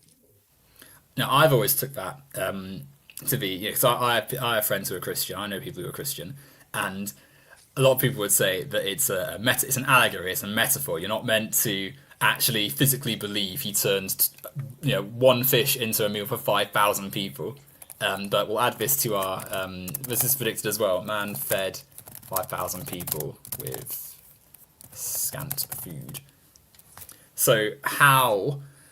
where is the proof physically for the 5,000 people being adequately fed and fed and alleviated of their hunger, by the way, not like just one crumb of bread chucked at them, like, because if we're accepting this as an objective truth, there needs to be something which proves it, right? Like, because for example, you're saying that all these other predictions mean we can accept these ones. Well, I don't think that's a good way of doing things, is it? Because if someone who made 1,000 cars then told you that it was safe to drive it off a cliff because it can now fly, you wouldn't say, "Oh yeah, let's go and do that." You would probably think, "Hang on a second, this is a bit dodgy." Just because they've done 1,000 correct things doesn't mean the 1,001st thing is now somehow not needing some level of scrutiny, right? Like, so we need to actually analyze what's happening with this one, with this one, with these ones, which are clearly a bit different to the predictions or actions which are within the realms of human existence. I'll actually put that back, actually, because that's part of our narrative. Yeah, of course. That's why I believe that he is God. That's the reason why I believe that he's God, because it's not a thing humans do. I just told you what he did. How did this happen? Because how has this happened? Like, what is the actual process which the fish feeds 5,000 people for it to be an objective truth beyond just like it happened? That's the point. It's God. He can do that. That's a thing. But how did he do it? That's a miraculous thing. That's a miraculous thing, because he is God. That's exactly the point of it. Okay, but it still tangibly existed, right? Like, it's still the Rome. It was a fantastic place that existed thousands of years ago, but it still physically existed. You can go to the ruins of Pompeii and find the tangible physical evidence that Pompeii was buried by the eruption of Vesuvius and the ash that covered it and such. This is not quite the same. Yeah, of course you can go back. We have the manuscripts of the people who claimed to have but sawn that's a claim. that. That's a claim, though. And you go and read that and think if that's plausible and that's not plausible. And I read it and decided for myself that it's plausible. But and I'm gonna base my life on it. Okay, but you can't. Like, again, I want to stress, I'm not, again, I'm saying Dave stuff. I'm going to stress, but I'm not trying to be like unkind here. But you can't honestly tell me this is an objective truth when the evidence that is being presented is someone wrote about it claiming to have seen it, and that they said other stuff which turned out to be true, so you've got to believe this stuff as well. Like, it's not convincing. It's not something which would lead someone to accept that this is the objective truth over any other religion that has other divine acts of intervention and stuff. I've always thought that when like I said a minute ago, people are not meant to literally believe in the physical logic of these events, but see it as a parable, as Jesus was someone who did good things because it was a good thing to ensure people are fed. The stories which always spoke out to me more are the ones that are based in sort of more human actions, like when the story of Jesus criticizing the rich men at the church because it's more important to have community than it is to have lots of money. The story of Jesus spending time with the downtrodden and the needy and people who were looked down upon by society because everyone's equal and everyone should be treated properly. Things where he actually does things which are good. Not literally that he has magic powers and can bring himself back from the dead and fly up to heaven, but that you're meant to think about it metaphorically, that someone is living a good life and that it's a nice thought that once you have been through the mortal world, you'll have peace. Now, again, I don't necessarily believe in the but have you read it? Have you read it? Sorry? What, the Dead Sea Scrolls? Have you read the New Testament? No, the New Testament. Years and years and years ago. I couldn't tell you the exact, every single line of Matthew or whatever, but, but that's the problem. This person also in these accounts clearly claims to be God. But how many people have claimed to be God? And also, the fact how many that of someone them were seen after they were dead and resurrected from the dead? Like, that's the thing. Of course, everybody can claim to be God. But this person is also claiming that. Like, it could be. There's lots of other. If I claim to be God now, there is nothing that would you make believe that. But if There's I the would same claim level to of be God proof now for even and go one. to no, because I never went to Lazarus's tomb and said, "Come out," and he came out of that tomb. I According never. to someone's written account with no, like, someone Yeah, but saying it yeah, doesn't but make why? it, like, the fact it's written down doesn't mean it's a true, like, people, okay, you can find accounts of people proving witches are real and proving the occult happened and proving all sorts of stuff. Like, anyone can just write something down and say it's true. It needs to be something more than just the written account of it happening. Yeah, but Also, a double what do you also, need then? What do you need then? What revelation from God would you need that you accept well, Him? what, do you think maybe there might need to be something before? Like, why would I accept a revelation from someone that maybe I'm not believing has the objective truth to begin with, right? Like, it's not, it's not Yeah, contingent on but things which are useful to hold in any sort of fabric, any sort of real fabric. Like, would surely it is a more plausible explanation that these stories have maybe some element of hyperbole, supernatural, conjuring, wanting to tell a good story to people in tricky times, because they were being persecuted, Christians in Roman times, than the first obvious answer is literally believing that someone levitated off the ground, which also by the way, where on earth, if this is happening, is the role of if the idea that Jesus had these powers and stuff but only fed 5,000 and only did a few things for like 30 years and then left and never came back, like, that doesn't, you could end all suffering like in a day. You could make the whole world a perfect place with these powers. Like, why not? What are we doing? So there has to be, this is a very thin set of conditions to base an objective truth on, and it's more useful to tie us back into what we were saying. I'll put this back on full screen. Hold on. To tie us back into our overall, process. Has to be more, I think, than just relying on things like this. why I also said first, I can also make a logical argument. There's supernatural evidence and there's logical evidence for it. Supernatural evidence. Of course, the Bible is a supernatural thing. It's not for it to be true. It needs to be supernatural, of course. But But I okay, can can you also see that, reason myself to God. can you see that leap is clearly going to be not enough to be an objective truth? Because you could say of any book, oh well, it's supernatural, so it is true. The fact that a lot of people believe it, which is fine. Again, I'm not. Again, I want to keep saying I'm not trying to be unpleasant, but this isn't something you can say is objective just based on the fact that a lot of people believe it and a lot of people have written it. Like, it's not the same thing. Because if we believe that because people believe this happened, it's true. Like, you could say anything, right? Like, I don't know, dragons and Bigfoot and all sorts of stuff. There has to be some element of believing in what we can objectively measure and observe, because if there's not, then what are we doing? So you only accept measurable evidence. Like you can would only believe God exists if you could measure him, or Well, it's not so much that, but if we're gonna, like, we can't say that these stories are objectively true if there's not more to go off than just someone saw it and wrote it down. Because, like, what are we saying really? If we're saying this, but what else do you want? What else do you want? well, there needs to be some. I mean, for one, not really connecting to modern day life anyway. But for two, like, there's no. What anyone can just say these things happened. There needs to be something that would actually demonstrate it. Otherwise, how on earth can we base this as our entire, as you said earlier, our entire worldview, like our entire planet's organizing factor, based on Yeah, ultimately something someone said, and a book that has lots of other bits that we don't even would follow. We wouldn't even follow. There's lots of of parts course. in those books which are not good.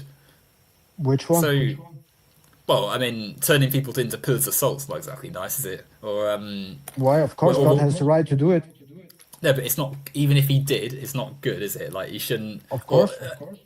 so yeah, we shouldn't like follow that principle. Or the one where to prove Why the same God, what same God said we shouldn't do it because he is acting righteous in that and he's doing it what righteously. was So righteous I don't about do it? it. But what was righteous about it? What was righteous about it?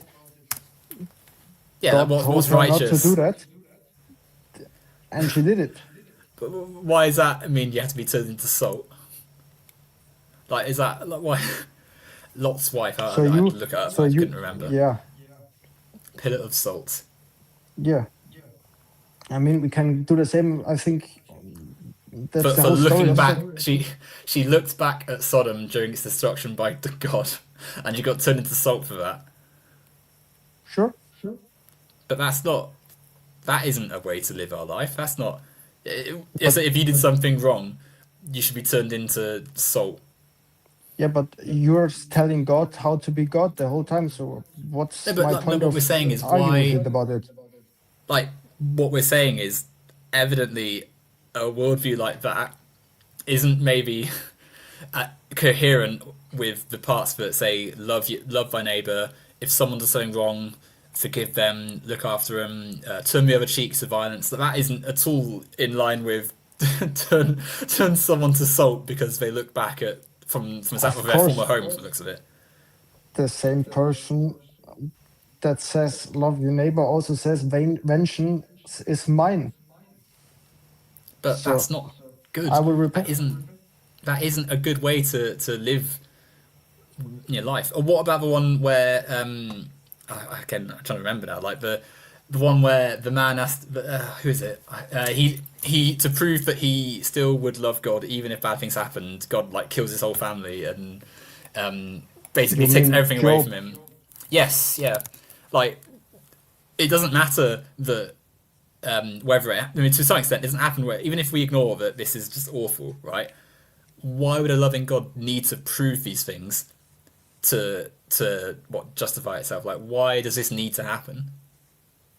So, the elements of the story that are in the Old Testament are not ones that should be really adhered to and stuff. They're not ones that I think are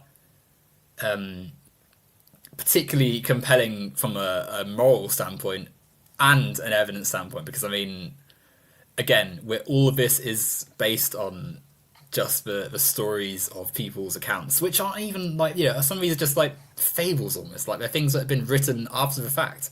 So the evidence is severely lacking. But it's I think to rewind us back to because I've realised now we are over 3 hours, um, and I did say that we were meant to be stopping at like what was a 2 hour 10 minute mark or something. I was saying a minute earlier. Going back to all of the start of this, we live on a planet in human society in 2026 where, regardless of whether we believe in these events happening, there are things that tangibly, physically happen in the real world that are things we can identify with and analyze and measure in 2026 on Earth right now. That we don't need to have, we don't need to place our faith in some supernatural event happening. There things like hunger and education and healthcare and justice that happen here and now in our real living world right now. And so rather than placing all our hope on things that are out of our control, let's organize within human parameters. Let's try and be Oh, doing something in the lived world, and in because that no, way because that's exactly how evil comes about. I mean, like I said, that's the ideology that brought the Nazis to kill the Jews because how we what just described it, and it's the same thing that happening now with what are abortions. you We have how can you genocides. even That's the say whole that? history of Jew. Oh, Of how can you course, say? Did you hear what I just said? Like, I said, we want to be doing good things in the world right now, yeah, but you're helping defining end that good. hunger. You're defining the good, and one of the good is what you said is giving like women their ability to abort their babies, and that's one part of it, of course. And that's one of the evilest things that can happen. Reproductive rights are good. We're not going yeah, it's just so. If you take nothing away from this conversation, please never make that comparison again, because it's really just not. It's really unpleasant. Like it's really, Oh, it's I really. always will make that comparison because How it's can you millions compare? of human beings being killed. Oh, It's they're the not same thing. human beings. It's so insulting to the actual people who were actually killed in the Holocaust to compare them to like a clump of cells somewhere.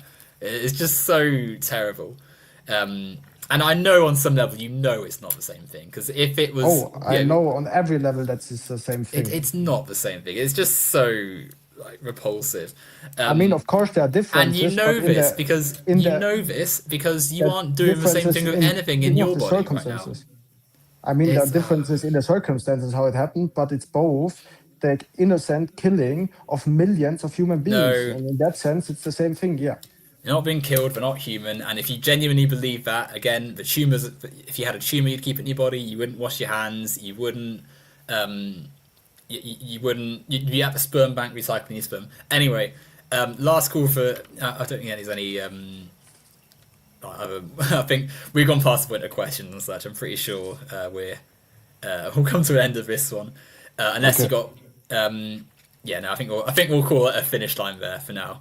Thank you everyone for listening, and yeah, be good to all. Thank you, Lewis, for coming on, and yeah, we'll call it an end now. I think. Thanks Yeah. again, everyone. That's Thank the you end of the for line. the thank you for the ability to be here, even though we No have our problem, Louise. differences. We I think it's still a good thing that we talk about these things, and yeah, I think you can agree with that.